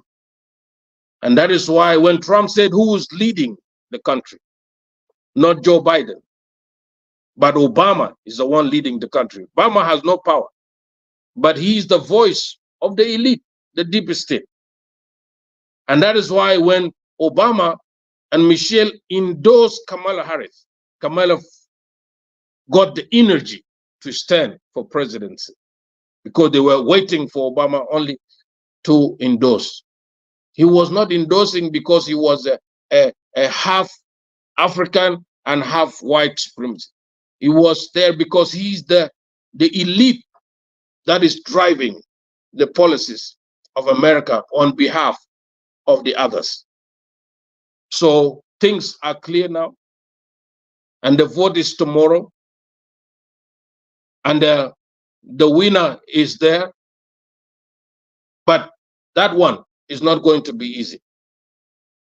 That is why now, even in Washington now, DC, the White House, the Congress, they put a very huge fence, a very strong one, the security one, to prevent what will happen after the declaration of the who is the winner of that election. So In Africa, we have to prepare our own house to lead our own. Nobody will come and direct us. We have seen how many times the Western world play with our election, and we don't involve in their election, but we just follow like a sheep that is taken to be slaughtered. So we have our time now, as all the chaos that is happening, to prepare ourselves. Which side are we going to take? Are we going to follow again for another 100 years and we will cry? No, this is not the time for it. It's the time for us to say no to everybody who want to come. And what I want to say, there will be American who will listen to this. They will get it on the YouTube, and YouTube is listening to us, I know, and they know what we are talking about. And I want to tell to the America, the time of being a superpower, you have to accept the defeat that you have failed, the global policies, the way you have conducted yourself, sanctioning people, using dollar to weaponize the dollar to destroy nations. These things has finished already. And we are in the time where if you want to come to Africa to work with the African leaders, with the African nation, because it is not the African you used to know run by the leaders. It is Africa now, the rise of the young people who have the strong voice and changes that are coming. We have seen what has happened to Botswana, Niger. We have been talking about Niger, Burkina Faso, and others are coming up. So to work with Africa again is we are going to rewrite our treaty again. We are not going to work with the same treaty we used to know. There's nothing called superpower here anymore. Because you are super because of us. You are not super because of what you have. You are super because of what you gain in Africa here. The Western, they are superpower because of what they got from Africa. And Africa now has woke up and they are wise enough and they are saying enough is enough. And that's why you see the rise of the young men everywhere in this world. And we have to take it ourselves, Dr. Maponga. This is what I can just add to you. And thank you for bringing me to this show. Wow, that was quite a mouthful there. That was quite a mouthful. I like your reflections on the economic muscle and the continuity of the program of the deep state that Kamala Harris and Obama, if America wants to maintain its business direction, then Kamala is the person to vote for. If they want to get into lawsuits and more chaos, then Trump is the person they can vote for. And the last statement I actually heard before sunset coming from Donald Trump, he was saying that he will accept the results only when he wins and only if he wins. Now, I'm trying to look, I'm coming to you, Dennis, to give your reflections on this one. I'm coming out to see how this political terrain is challenging the very core of what they call democracy. Now, you put the smoke screen, people must go and vote. And then people vote. And then you lose. But you don't want to accept defeat. Then why does America seem to have a problem when African leaders also demonstrate the same trade or the same traces when the epitome of democracy itself cannot trust its own system? How dare and how are Africans so trapped into a democratic system which is not even working for those who claim that democracy is the best way of governing the world?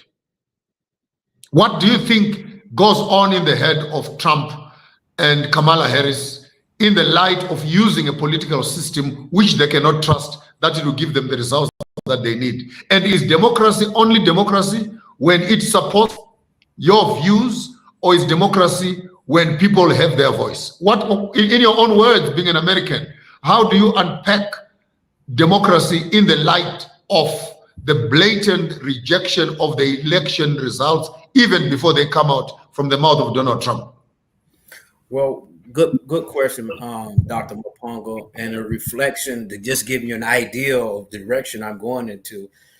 United States is falling apart. Its polity is falling apart, and just anybody can run for president pretty much in the United States. And what we what do we have seen? We have seen 2 assassination attempts on the president of the United States. Donald Trump could have been dead if he was a millimeter closer. So what I'm saying is the lawlessness and the bankruptcy in the morality in American polity is showing itself. It's like the Wild Wild West here. But, you know, as I always say, Dr. Maponga, is this.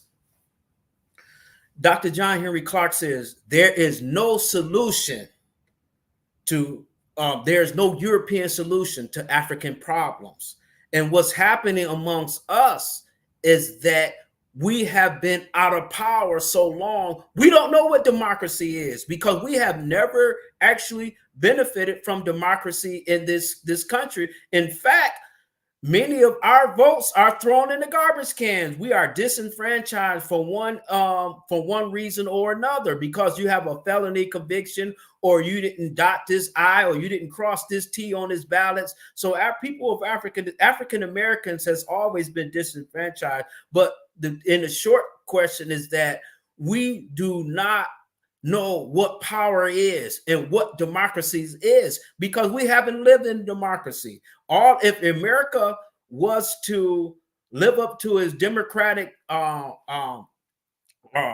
pronunciations, the country wouldn't be in existence, because it goes against its own democratic values. But what I want to highlight is this, and I always try to re-emphasize is that we must save ourselves. I point out to this. In American history, we have people who are 10 times as worse than Donald Trump. George Washington had hundreds of slaves. Thomas Jefferson had hundreds of slaves. So we, people of African descent over here in America, we have had many. Every president pretty much has been a Donald Trump to us, almost, up to this day. And I'll just say this, for example, and even Africa, you know who is worse than Donald Trump for Africa? Remember King Leopold in Belgium? Look how many millions of people he has killed. Do we know who Livingstone is in Africa? Another major colonizer. So people of African descent, we're used to Donald Trumps, and usually Donald Trumps don't have a political label to themselves. They're going to be either Republicans, they're going to be Democrats, they're going to be of both parties. When we look at Bill Clinton, and when he was in office, what happened? Look what happened to Aristide, based upon a Democrat, Bill Clinton's policies towards Haiti. Look what happened to Muammar Gaddafi under Barack Obama's policy. Kamala Harris has personally, and I'm saying both, I don't favor one or the other one, but what I'm saying is we may have a little more hope with Kamala Harris. I don't know. But what I'm saying is look at their policies. Barack Obama. I would like to pick your mind on that one. You being a citizen of America, help me to understand this LGBTQIBZ policy. Is it making America a better country, a better democracy? Is it working there before we can accept it or be forced to accept it in Africa? And what will be the position of Trump and Kamala Harris on that concept, particularly focusing on the African foreign policy?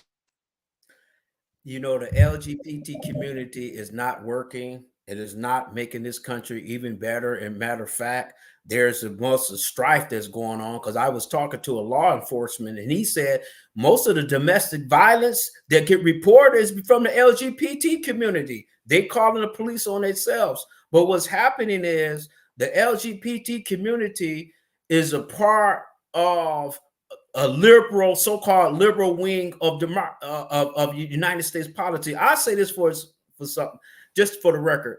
When George Floyd got killed in 2020, I got my wife and kids and we went to Minnesota. We ended up driving 140,000 miles in our car in 10 months, trying to figure out what's going on. But my point is, I bring this up to say, we were there to try to speak out against killing unarmed African-American heterosexual men. But what happened is the LGBT community took over the movement. Every time that I started, when I was going from New York, Chicago, Los Angeles, 80% of the activists there was of the LGBT community. But what I'm saying is that the LGBT community have done something significant. Although they are a small minority, they have been able to organize themselves in order to affect American politics. And this was something that people of African descent need to do. But what I'm saying is the LGBT community has not been a good thing for this culture, because you have little kids questioning their own identity. We never used to have this problem. We have little boys that don't think it's wrong with dressing up like a little girl. We got little girls that are trying to deepen their voice to become men, particularly in the African-American community. And it's really hard. If I was talking to my wife recently, we can't even watch TV, whereas we're afraid that on TV, especially amongst African-American men, they're going to be, kissing on each other on TV. So what I'm saying is the LGBT community, their agenda is not working in the United States, and is not working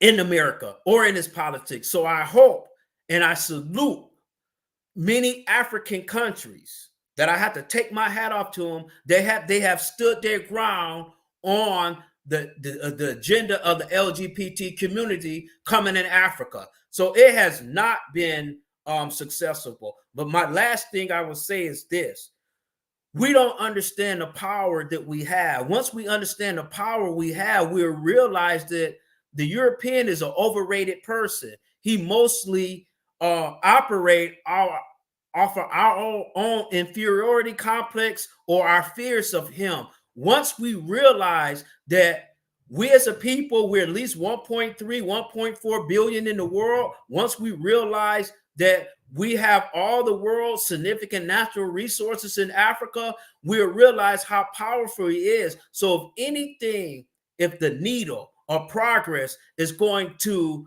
be moved, it's going to go be people like ourselves. It's going to be the black man that when he looks in the mirror, he is his own savior. It's not no boogeyman Kamala. It's not no boogeyman Kamala Harris. It is the people, as Dr. John Henry Clark, he said, that person that you see in the mirror, that's the person that's going to liberate you. Not no other Messiah or somebody else. It's going to be us.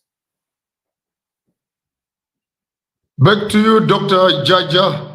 I would like you maybe to take a small little peek and focus on the previous or the recent 4 to 5 years of America, and particularly with their involvement in the strategic wars that they have been able to stage around Ukraine, and of late their Israeli support and the weaponization of Israel, and the spillage of that war boiling towards a World War III scenario. I'd like you to give us a reflection, Dr. Jaja, as a globalist and Pan-Africanist, where do you think as Africans we must position ourselves as we see the American policy playing its space or playing within the Middle East, fueling the flames after Ukraine? what kind of a leader are we looking for from America who can do us good, particularly in silencing the wars that are in the Middle East?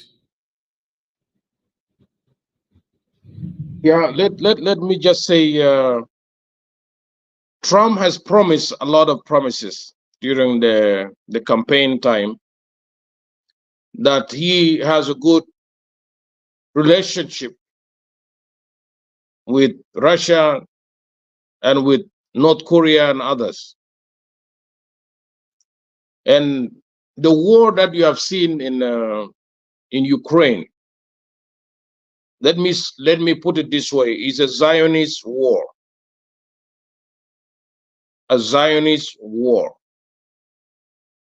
And it's a war of the deep state, what I said. Because the deep state has a capitalism, has those, they call them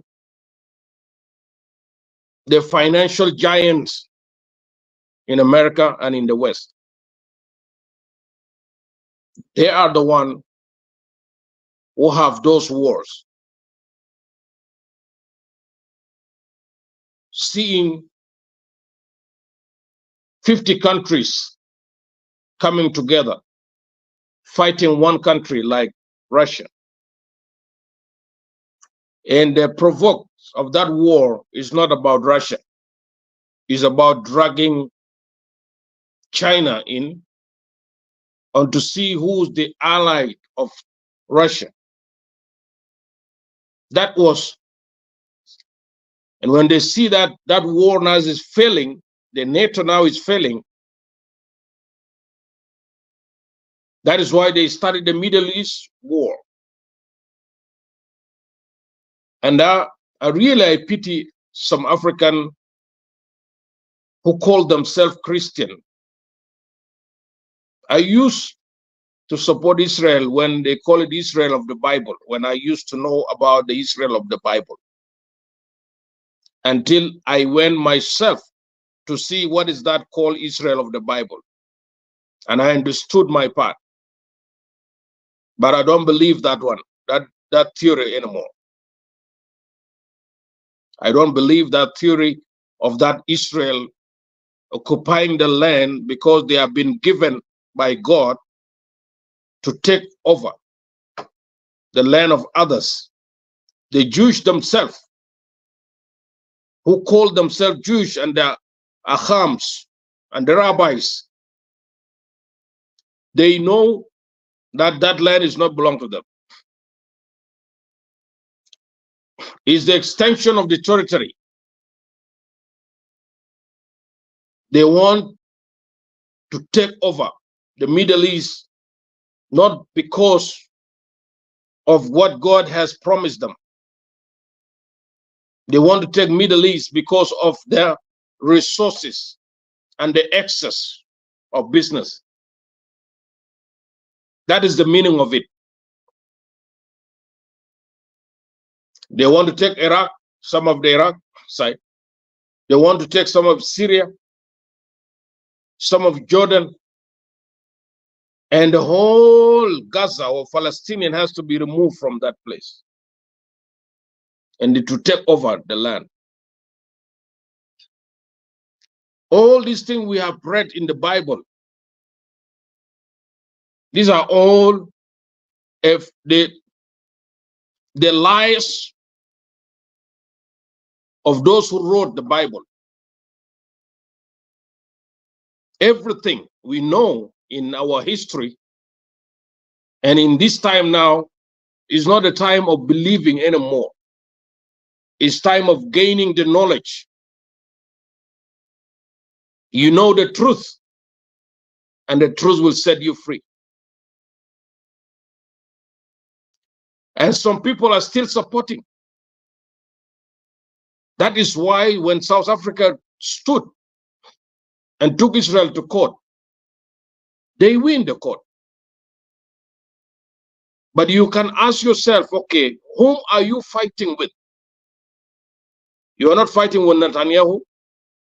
You are not fighting with the demonstration that in Jerusalem. You are fighting the deepest state of America that I have just mentioned. The same people who put leaders in the White House, these are the same people that you are fighting. The same people who have the financial muscle, these are the same people you are fighting. How come a nation like America have a debt of $36 trillion and you are spending money supporting somebody to fight? This is what is happening. The same group, after the Second World War, they left Europe and they moved to America, and they control America after Second World War, and they are the one that have the financial muscles now in America. Now with this chaos that is going to come to America after this election and the changing of the games, who is going to lead the economy? Now they start moving away now from America now. They're focusing, going to the Gulf area, taking their businesses to Gulf. That is why during Brics time, Saudi Arabia was to be declared as a member of the Brics. But the same group, those of BlackRock and the giants of the finance in America, they told him, you should not go. And we are coming to discuss business with you in Saudi Arabia. What does it mean? Is moving from US to the Gulf. And that's why they promise that Saudi Arabia and the Gulf are going to be the new Europe in the new world order. The same way they move after Second World War to US, now they are moving to Saudi Arabia. They are moving now to United Emirates, and they are moving to other places. Because they cannot go to Russia. They will not do that. And that is why this war now you are seeing is a provoke to reach who? To reach China and to reach Iran. Now they have brought Iran into war through the Middle East war. Now Iran has come.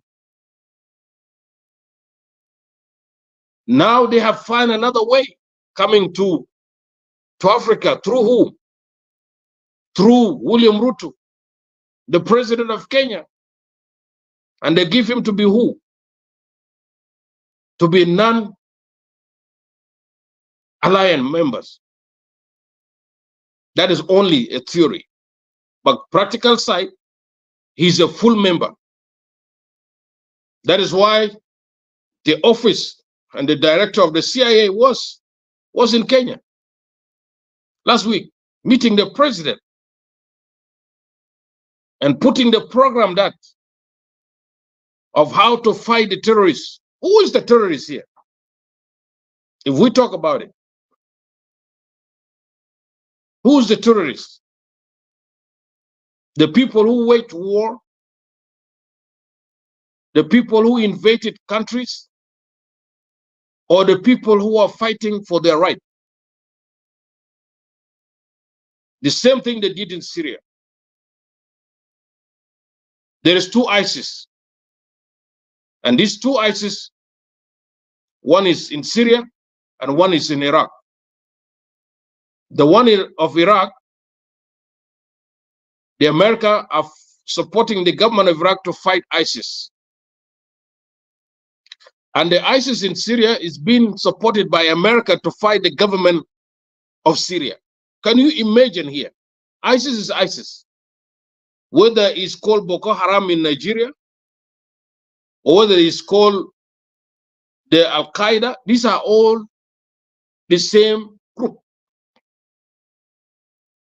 Do you know the meaning of Al-Qaeda in Arabic is what? Al-Qaeda, this is the name of Arabic. But Al-Qaeda mean base. Who have bases in the world? In Arabic, Al-Qaeda mean base. Military base is mean Qaeda al-Askariya, mean military base. That one. America, 700 bases all over the world. Is spending trillions of dollars every year. For what? To protect the interests of America. What is that interest of America? Is a business. Resources. Now they lose that one by sanctioning African leaders, by sanctioning China, sanctioning Russia. Now, those sanctions now as backs fight back to America. Very big one. And that's why they said, okay, we don't want to be controlled by one entity, by one financial entity,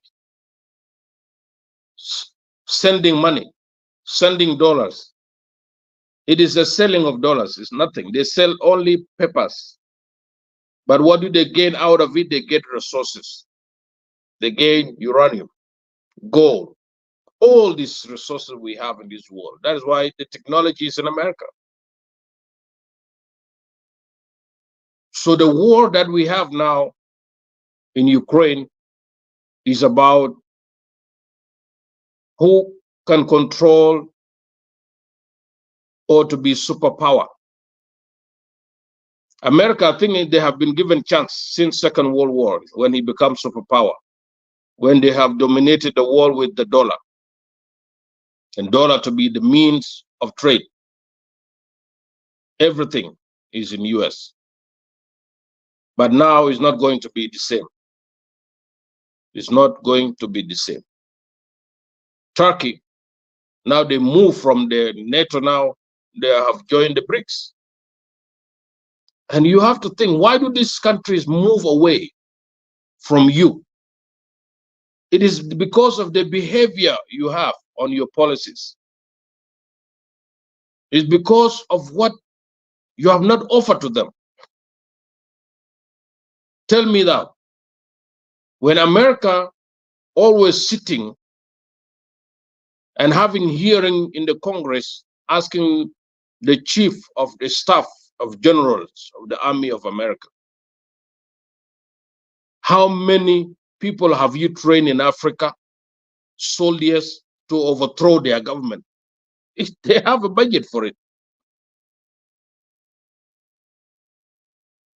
They have a budget for it.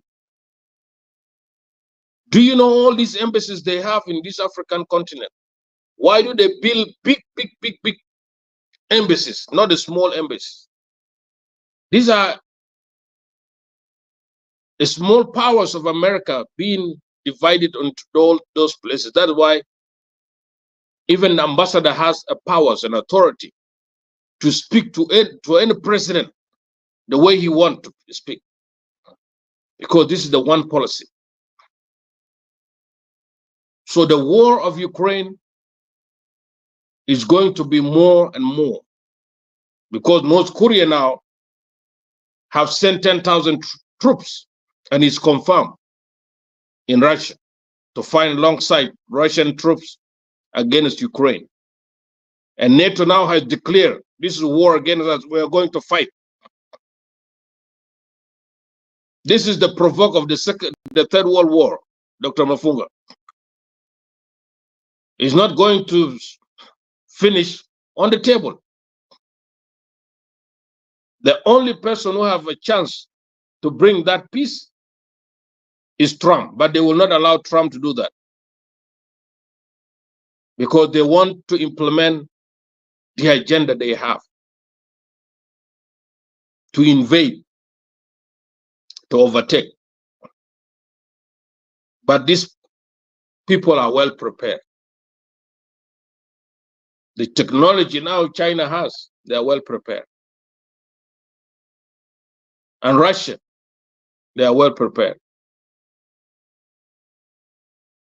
They have been sanctioned, but they are surviving. They are fighting themselves. They are using their own resources. And now it's the same thing. They are extending their powers into different places. Now France is going to lose Chad, frankly, because the president of Chad has gone to Russia to be helped to kick out France. So things are changing in our part of Africa. Things are changing. But who is going to win the war?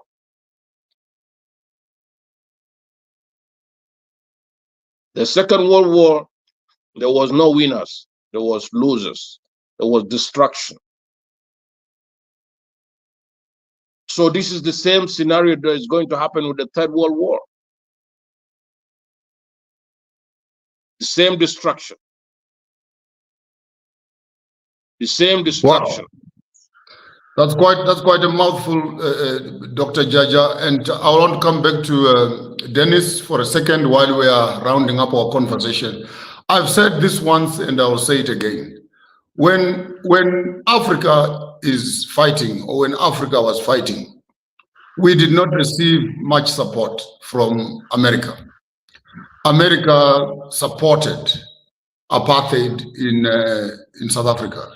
America supported the Smith regime. America supported the Angola war. America is still sponsoring the wars that are in Congo. America is involved in the wars that are in Somalia and the overthrowing of Sudan and etc. America's hands are everywhere. Now, my 2 cents worth was when this, sorry for the language, but I will not apologize. When white people are beginning to kill each other, when they are beginning to shoot each other, it is not safe for black people to get themselves involved in those wars, because your involvement comes at a cost of using your resources, your diamonds and your gold to sponsor their wars of killing each other. And when they are done killing each other, they are coming for you. So my advice for Africans is, I saw when Ukraine started war here, and I was laughing and rebuking some of our young people. You wake up in the morning and all the profile pictures are Ukraine. And I'm saying, you have never put up a flag of Congo on your profile picture. But propaganda, CNN, Sky News, BBC propaganda has become so much part of your diet that you cannot even think to say, is what I am doing helping my people, or we are fueling the same deep state American agenda? Number 2, the aloofness of Africa must be strategic, in that while the Europeans and Americans and the Arabs are fighting in Middle East and in Ukraine, it is time out for Africans to stop worrying about what is happening out there and begin to prepare themselves.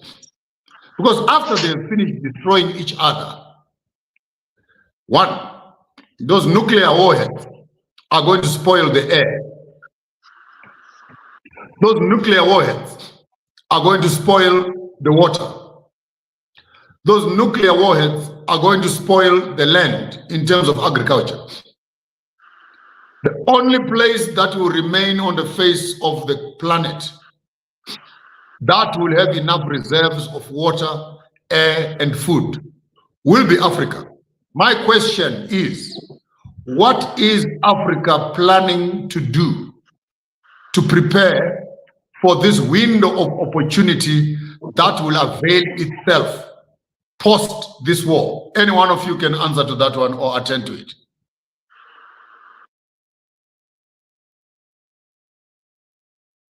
Dr. Maponga, you brought that. I'm glad you brought that up because this is something that I was anxious to talk about. And that is the world seemed like it's in turmoil because we have Europeans and Caucasians fighting each other. But actually, this is a moment of opportunity for people of African descent. This is our chance because we have Europe, America is bogged down in wars over Ukraine, sending $400 billion already in 2 years to Ukraine. We got the United States that's funding Israel, sending many of their money and their military hardware to Israel. We have the United States in a full-blown Cold War against China. We have United States have to worry about the Houthis in Yemen, where they can't even, European ships can't even really go through there with a peace of mind because they feel that they're going to be attacked. So it's costing them money, billions of dollars to reroute themselves from around to Africa to get to the Mediterranean. I bring this up to say that Africa's biggest enemies, Africa's biggest oppressors are fighting each other to the extent that they can't focus on us, oppressing us as they typically was do. So what I'm saying is, as people of African descent, we should be worrying about how we're going to be united and take advantage of Europe being in distraction and being in fighting with each other. How are we going to take advantage of this? Because just imagine what United States, we wouldn't have Alliance of the Sahel states had it not been for the fact that Russia and United States are fighting over Ukraine. We wouldn't have Alliance of the Sahel states. I talked to some of those foreign ministers and I asked them, why did you make your move now? Mali, why did you make your move in 2022? In 2021, they told me, they said it was our time. They said Europe was distracted. And when you look at history, it's not so much your capabilities as it is timing and winning a war. When you look at when Germany invaded France, occupied France, the very next day, Ho Chi Minh started his liberation movement because he saw that France, who was his premier or primary colonizers, was occupied by Germany. So the very next day, he formed an independence movement because he saw that his oppressors was weakened. Our oppressors are weakened. United States don't know. They don't have a personality now. They don't even have an identity now. They just throwing people up, candidates to run for presidents. Everybody is running from the IMF and the World Banks to Brics. We have just squandering of $300 to $400 billion to Ukraine and not even winning an inch, not even get an inch from $300 billion in America's money. So what I'm saying is, our people need to wake up because this is our time, because our oppressors are distracted now. They would love to go after Ibrahim Traore. They would love to go after the leadership in Niger or the leadership in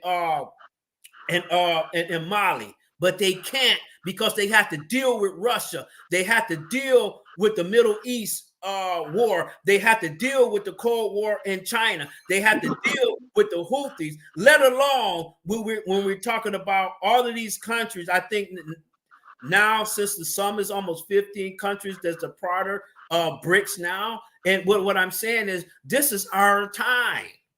You get your independence when it's your time. And us, we have to come from being historians. We got to put on our statesman hats. We got to start thinking like statesmen and figure out how can we take advantage of the chaos that Europe and Russia finds itself in. Because as Marcus Garvey once said, when you had, and he was referring to World War I, he said that when you had two superpowers fighting each other, the best thing that you can do is get out of their way. And that's what we need to be doing. What I'm saying is, typically, Europe and Russia are fighting each other.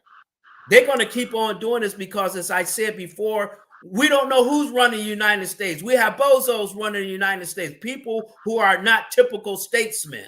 We just have anybody running it. So they don't have a foreign policy. So we, as our people, have to figure out how are we going to take advantage of this distraction that's going on? Because I'm going to tell you this, 4 or 5 years from now, they're going to be strengthening AFRICON again. They're going to be giving money to Kenya. They're going to be giving money to Ghana to squeeze and choke off the Alliance of Sahel State. But the only reason is that they're not doing it now is because they are distracted.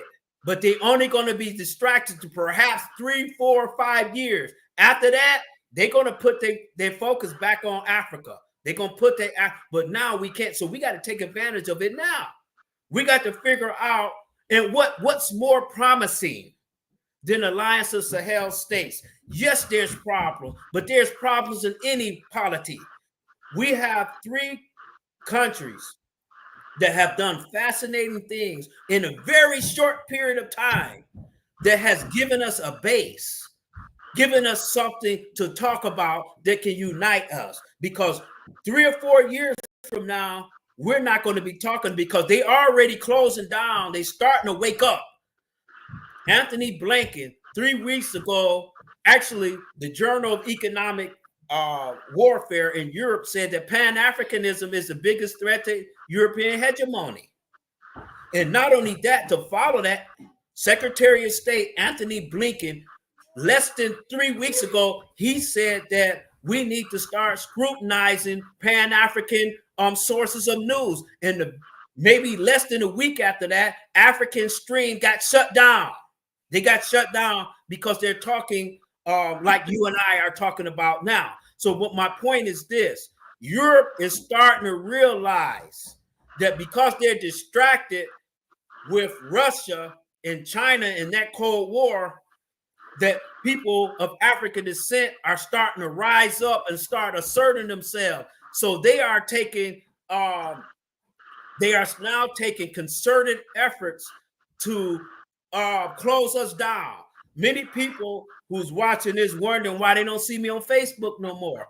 Because every time I talk about the Alliance of Sahel State in a positive thing, they don't let me post on Facebook. So what I'm saying is we have to act now. We have to, like Dr. John Henry Clark said, Pan-Africanism or Paris is nowhere around. So we have to take advantage of our opportunity that the European and the white people are fighting each other.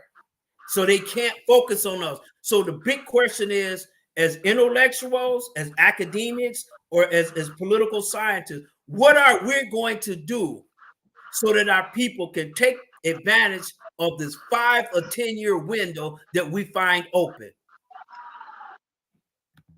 Thank you. I will say my last remark, and I will hand over to Jaja to sum up the conversation, and Dr. Susan will dismiss us for the night. My final comment, I want to echo exactly in your footsteps, Dennis, as you have rightfully said it. I would rather make it as an announcement to all African leaders, There is no better time for us to begin this conversation of African unity. Yes, Brics is a good idea, brilliant idea. It gives us a foreign policy in terms of our economy. But we need our own internal policy as a continent that will address our financial muscle. I am talking about our one African currency. Because what Brics has as their base of their currency, Africa has that, if not double, of that amount of resource to create our own financial muscle. It is time for Africa to unite and join our hands together while the weapons are going to Ukraine and Middle East. All our soldiers, I said this on the previous broadcast, we need all our 55 states in Africa to identify 5,000 to 6,000 soldiers each, send them to Burkina Faso for extra training. They all march together and silence the war that is in Congo. Kick out China from Congo. kick out America from Congo. Because once Congo is free, we could begin to talk about the pure and holistic liberation of our African continent. So the first one is to begin our conversation in terms of a one currency. And I'm happy that the president of Botswana has already started talking in that direction in terms of how do we unite our African currency. But on top of the currency, we want to put another agenda item, that is the one African National Army. Because once an African National Army is in place, inclusive to the 55 states, by tomorrow morning, we will be a member of the Security Council. By tomorrow morning. Because there's no way you can be talking about 10, 15 million soldiers standing strong and you don't recognize that as a superpower with all their guns, their artillery, their aircrafts and stuff like that put together, plus a nuclear developing agenda which will be in the background. Number three will be the idea again of a one passport for Africa. We need to start removing these borders that restrict us. And these policies are not going to be coming out of America. That we're going to be waiting for the Americans to tell us how to unite, who to unite with, when to unite. We needed as African people to begin setting up the agenda items that are important to us and champion that cause. And I like what Dennis is saying, while your enemies are fighting, get out of the way, close your door, put burglar guards on your windows, put your children together as a continent, and begin to see how best you will survive and come out of this war alive. It will be a shame when they begin to call upon African soldiers and African artillery to go and join them in fighting in the Middle East or in Ukraine, like they've done with Kenya, sending our own soldiers and children to go and protect American embassies in Haiti. Who does that? When your enemy is asking you to go and kill your brother, you'll be a fool of the highest order to accept such an offer, no matter how much money it comes. I used to like Ruto. That's where me and him, we parted ways. That's where we parted ways. I said, I don't have a problem with you hunky-dory, hugging each other, taking pictures with Macron. But the day he sent African children to go to Haiti, I knew that he has been paid some security fees to kill his own brothers in diaspora in the name of pleasing the Americans. We need our American to stay away from us. But more than that, we need Africans to come together, do our currency together, do our military space together, do our passport together, re-solidify. If need be, we may even need to overhaul the entire African Union because it has not worked to protect the interests of the African. It has become a thorn in the flesh. And why is it a thorn in the flesh? Because African Union is not sponsoring itself. There is a third force that is in the African Union that is driving the agenda. So yes, in the words of Dr. Jaja, it will be very critical at this hour that Africans begin to start looking inward. We start looking into ourselves and look for African solutions to deal with African problems. And having said that, I would not find a better way. I know many of you came to the show tonight thinking I'll say, vote for Trump, or come around and say, vote for Kamala Harris. I don't have words to tell you who to vote for. Tonight, I want to conclude by saying, vote for yourself, African child. Vote for yourself. And if you're in America and you're in diaspora, the Jews vote towards Jerusalem. The European vote towards Europe. The Latinos vote towards South America. The indigenous people are disenfranchised. African children in America are voting towards American government. A shame and a disappointment of not. Let's come together. Let's use our vote not to put a leader on, but to put pressure on the policies, even the policy of slavery, reparation, and etc. If they don't want to pay, it's fine. Make a vote and say, we'll only vote for you when you remove your army bases in Africa. Have an agenda item, no matter how small it is. We will vote for you when you stop selling GMO poisons and selling GMO foods to Africa and selling them poisonous sending them poisonous contraceptions and vaccines and etc. We will only vote for you when you stop abusing our brothers. Because how can you constantly support a brother who is whipping your own brother? How do you put your vote on someone who is destroying your country of birth, poisoning the rivers that your forefathers used to drink from? You need to be critical tomorrow morning when Americans go to vote, that wherever they put their vote, it's too late, I might say. It's too late maybe to say, who do we vote? Because as Africans, we always don't have an agenda. We wait until they set up the agenda. But my call is, let your vote count, place your vote, which will protect your brothers and sisters who are here. Some of the suffering that we have in Africa, it's caused by the policies which are crafted by the leaders that you put in power. So while you are voting, please remember motherland. I thank you. Dr. Jaja, and then Yeah. Yeah, thank you, Dr. Mafunga. Thank you really for the remark. And as we said, it's a time for us. It's a time for the African. We are not talking about wake up. Already now, people have already wake up. And the reason why you see us talking about the African affairs and what is good for Africa is because we have been awakened now. Our consciousness now is much alive. People now know the truth. And the young people even know the truth. As you said, let people go and vote for whom they want to vote to. The things that people don't understand, casting vote of tomorrow, they do it every 4 years. This is not the real voting when you see millions of numbers. They are voting for those who will vote for who is going to be the president. That is the system of voting in America. Because it's not the public who vote for the presidents. The public vote for those who will vote for the presidents. There is 3 elements here. When you see campaign happening, it's totally different than what we have in Africa here. But the same system of voting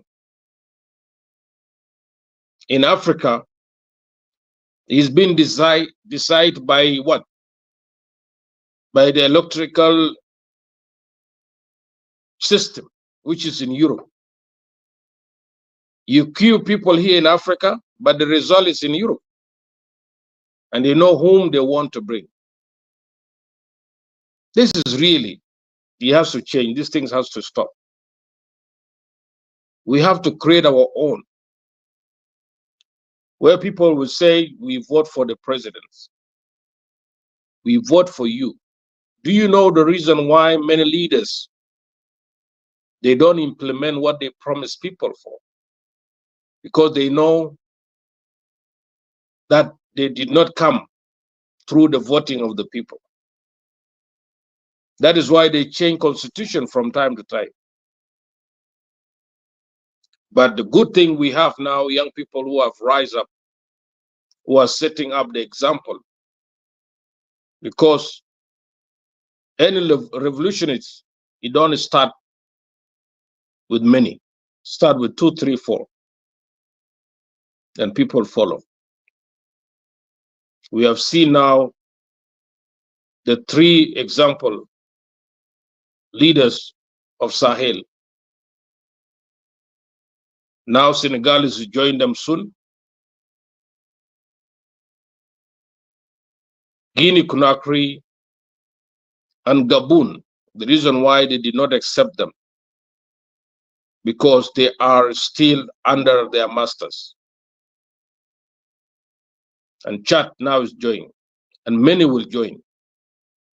The same war I talk about, the one of Middle East, Israel and Palestinian and now Lebanese. Now they have brought this war to Africa through Algeria. Now they are provoking Algeria now to go for war. And Algeria has a strong army in Africa. This is the beginning where they will see the muscles of Africa. And they are provoking this war now.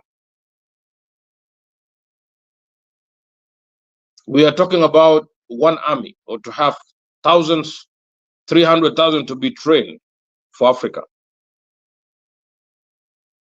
The Africa agenda this year, the head of the militaries, all the chief of staff of African Union, they said 2 months ago in Ethiopia, and they came with the resolution that they have to protect the continent. That has never happened before. And that is a good time for us. That is the resolution is going to be implemented because they have seen the threat everywhere, threat in all the corners. Now the military base, the American military base in Botswana is going to be closed down with the new president. And others are coming up. Because everybody has to protect his own territory. And this is how we can have that kind of the bilateral agreement between those countries or signing treaties. Let me tell you, if America now withdraw all their military base in Africa, they will reduce even the size of the embassies in Africa.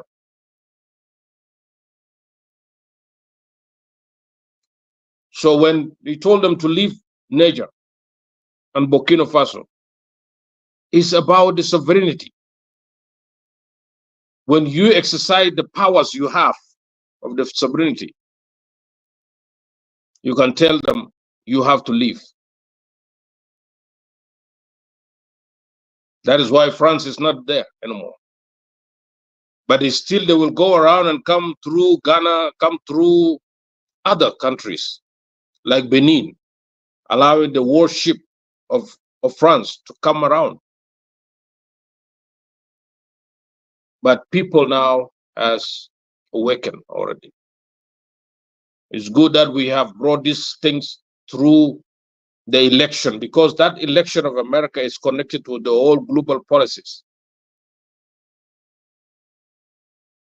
And I think now America is not going to set any global policies for anybody in this world again. They have to go back to focus on their internal problem. And the man called China who want to take over from them, this is their problem now. So Africa, we have to arrange ourselves politically, militarily, economically. We have all the resources that can make us to be superpower anymore. You said it. After all the chaos that will happen in Europe and everything, the safer place will be Africa.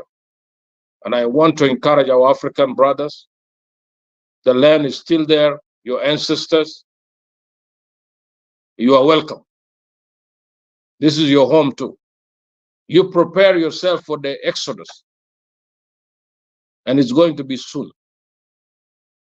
It's not about being pushed out by force, but that one will come from the spirit inside. Because the motherland will call you back for your safety.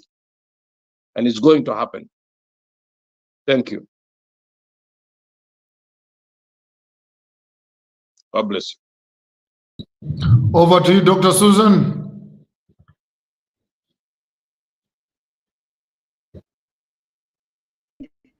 I'm here. I mean, I cannot thank you. I just heard my brother Wade Noble said, you know, the class is in session. Please, can you unmute? Thank you.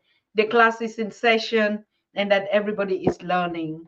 I want to thank you so very much. Thank you, His Highness Denise Bootwrights the third, the second. Thank you, Ambassador Tony Jaja, the Peace Ambassador of Horn of Africa and East Africa. Thank you, my King Maponga Marara Chauvet, CEO of Farmers of Thought. Thank you, our honorable family, gorgeous family. I've been enjoying all your comments, all your input. That's the beauty of a family, of a global family that sticks together. Like we know everything that we decide together, it has come to pass. And that's why I love when the analysis all of you are taking in the same direction. It's all about unity. It's all about action now. It's all about awakening our young people more. It's all about getting prepared. It's all about the education that we've had here. I'm telling you, I've never learned a lot like this. And I want to thank King Maponga, especially for taking over the moderation. And because when you take over the moderation, I pull back also, I learn a lot. I take down notes. So I know, and I'm just calling on this audience and this family to please really ask King Maponga, these three kings here, to stay on board with us on the Pan-African Daily TV and to continue these conversations, not only on this topic or only on America Decides Tomorrow, but on strategic, because the knowledge that these three are bringing is out of the space. I've never heard when when His Highness Mr. Bootwrights talked about the impact of the American Pan-Africanists in this case, our brothers out there. And when he mentioned the fact that we should stop celebrating, not stop celebrating Kwanzaa, continue to celebrate in Kwanzaa, continue to do your trips to Egypt or Ghana or what, but just put on that lecture on the political education. That was so key that we understood. And I've been following him for long with his Center for Pan-African Studies. So we are calling on our brother. We know your pages and stuff have been corrupted, but you have the platform here. We have the platform here because all of us sitting here built this platform from day one. If you go back to 2020, you will see his input before he even created the center. When you go back to 2020, like Ambassador Tony was here for the launching, King Maponga. And so these are the roots when we're talking about even uniting. And we don't unite as a voice on the platforms we create, we can never go anywhere. Everybody went into their Pan-African agendas, whether in terms of whatever agendas they had. But you see, everything also, like his Ambassador Tony just said, it's the time. When it's the time of the Lord, when it's the time of God, when it's the time of the ancestors, nobody can change it. Nobody can even save the world now, no matter what. There's no solution, as a matter of fact. And his Ambassador Tony just said it. There's actually no solution. Whether we're sitting here and even saying, I see some comments like, oh, now America, we're just talking. No, we're not just talking. Africa needs to do nothing. It's happening, whether we do it or not, because Africa never ever started any war. Why are we saying that, oh, now is that, what action should we take? We should just mind our business like we've been doing, uniting ourselves like we've always done. And you just see, when the center no longer holds, what happens? We all know it. So I just want to thank you so very much. The spirit of Africa, of humankind, of mankind, like his ambassador taught us, not human beings, the spirit of mankind, I think is in this place, and it's all over the world now. Anything that did not represent truth is breaking apart. Even our relationships, anything that is not built on, haven't you noticed it in your friendships, in your relationships, in your workplaces? Any agenda that did not represent truth and light collapse, because it's the time of truth, like his ambassador said. So I cannot even say it more again. I would just ask us again to join Professor Baina Bello tomorrow as he tells us and shares his perspective, her perspective on what she call heritage. Please, What I'm saying is because we know in African tradition, we know in our social science, we know in our system of government, even if we stand and speak here, who am I to speak in front of the kings? But I know the kings give me the authority and they sit behind and protect. And they say, Lioness, go ahead because we're behind. We put everything in the paper. But you see, when the kings are on, I have to back up and just leave it and listen and obey and worship. There is nothing weak in that. So I'm calling on also when the Shiros and your wives and your daughters and your queens are coming up, that the kings also come and back her up. She'll be willing to also have you live with her. She'll be willing to have this session. And the way I'm seeing the spirit of Pan African Daily, I don't think we're even going to have one-on-one guests again. Now you just see it always has to be the particular chosen people that never derailed from this platform from day one. Ambassador Tony Jaja, everybody knows you. You have been constant. You have been on this position. I think Brother King Maponga will not disagree, or Brother Dane. You have never changed your global view or your Pan-African perspective. I think I borrowed that word from King Maponga, who said it recently, and to say, he's always been global and also local. He has never changed. He has never mixed word. And you don't see him trying to create events, sponsoring people or taking people like Brother Dennis was saying, or trying to. No, he is focused. And that's why he comes with the real agenda to tell us what is going, because he's focused. Same thing, we know King Maponga never change. You cannot shut up his mouth. No matter how you do, no matter how our channels would perform after what he says, no, you cannot box him. He would just go on, and that's the spirit of Africa. Truth and nothing but truth shall set us free. Brother Danis, no matter what, he came. I thought he came like a chosen and a sent brother, a junior brother amongst all of you who was willing to learn, has learned and even outperformed. Because I follow him everywhere. If all the children are starting to learn Swahili, the brother and the queen is also watching us live here. They are always on it, or they are going to clean the graves of Malcolm X or put flowers. I'm telling you, King Bootwrights, you have your space on Pan African Daily to host your Pan African anything that you can, because what this brother is doing. Sometimes when we see people just sit here, but they walk in the background, going to clean the graves of the ancestors, water them, weed it, put flowers, and he's posting, and I don't even think whether people see it, or he's in the house teaching the kids, and if you tell brother Dennis, what are the names of your kids, just tell them, because I know all their names. Let us just listen how he names the kids. Well, one of my daughters named Nairobi, my other daughter name is Zuri, and my other daughter is named Mali after country of Mali. And she's 5 years old and her name is Molly. So we try to give them an African-centered curriculum. They're not teaching them in American schools. So I have taken upon myself, to teach them. But I just thank you, Dr. Tata, for saying those nice things about me. But I'm just a son of Africa. I want to see Africa united. I want to see Africa independent. And lastly, I want to say this. Now is our time. We cannot squander this opportunity, because like Dr. John Henry Clark, he said, people of African descent are the poster childs of fumbling the ball. Whenever we about to run to the end zone, we'll fumble the ball. We cannot allow this opportunity to be past us, because we'll have to wait another 100 years. That's just how political cycles are. We are on deck. Black African people of African descent, this is our time. And I thank you, Dr. Tata, for allowing me to express myself on your platform. It is our platform. It is all of us. And I also thank you. But like saying nice things is not nice things. King Maponga taught me, or Ambassador Tony taught me, when it is fact, you say fact. When it is fact, you say fact. Because when I see people say, oh, we're just talking, or oh no, you're talking, what are you doing? This is the biggest part of the job.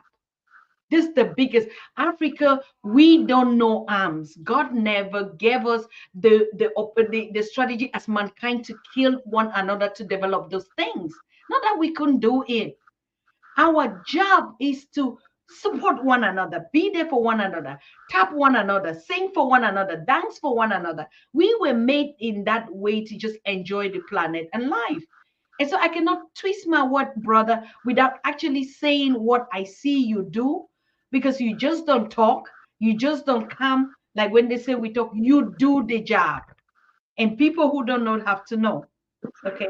So I really thank you and I bless this night. And I still say, from my spirit and from the spirit of the Creator and our ancestors, believe me, it's the time. Like I feel like we don't need to do anything. This is what we're doing. When we keep always saying that, it means we don't even know the plans that God has for this Africa, because it's just happening. Like Ambassador said, do nothing.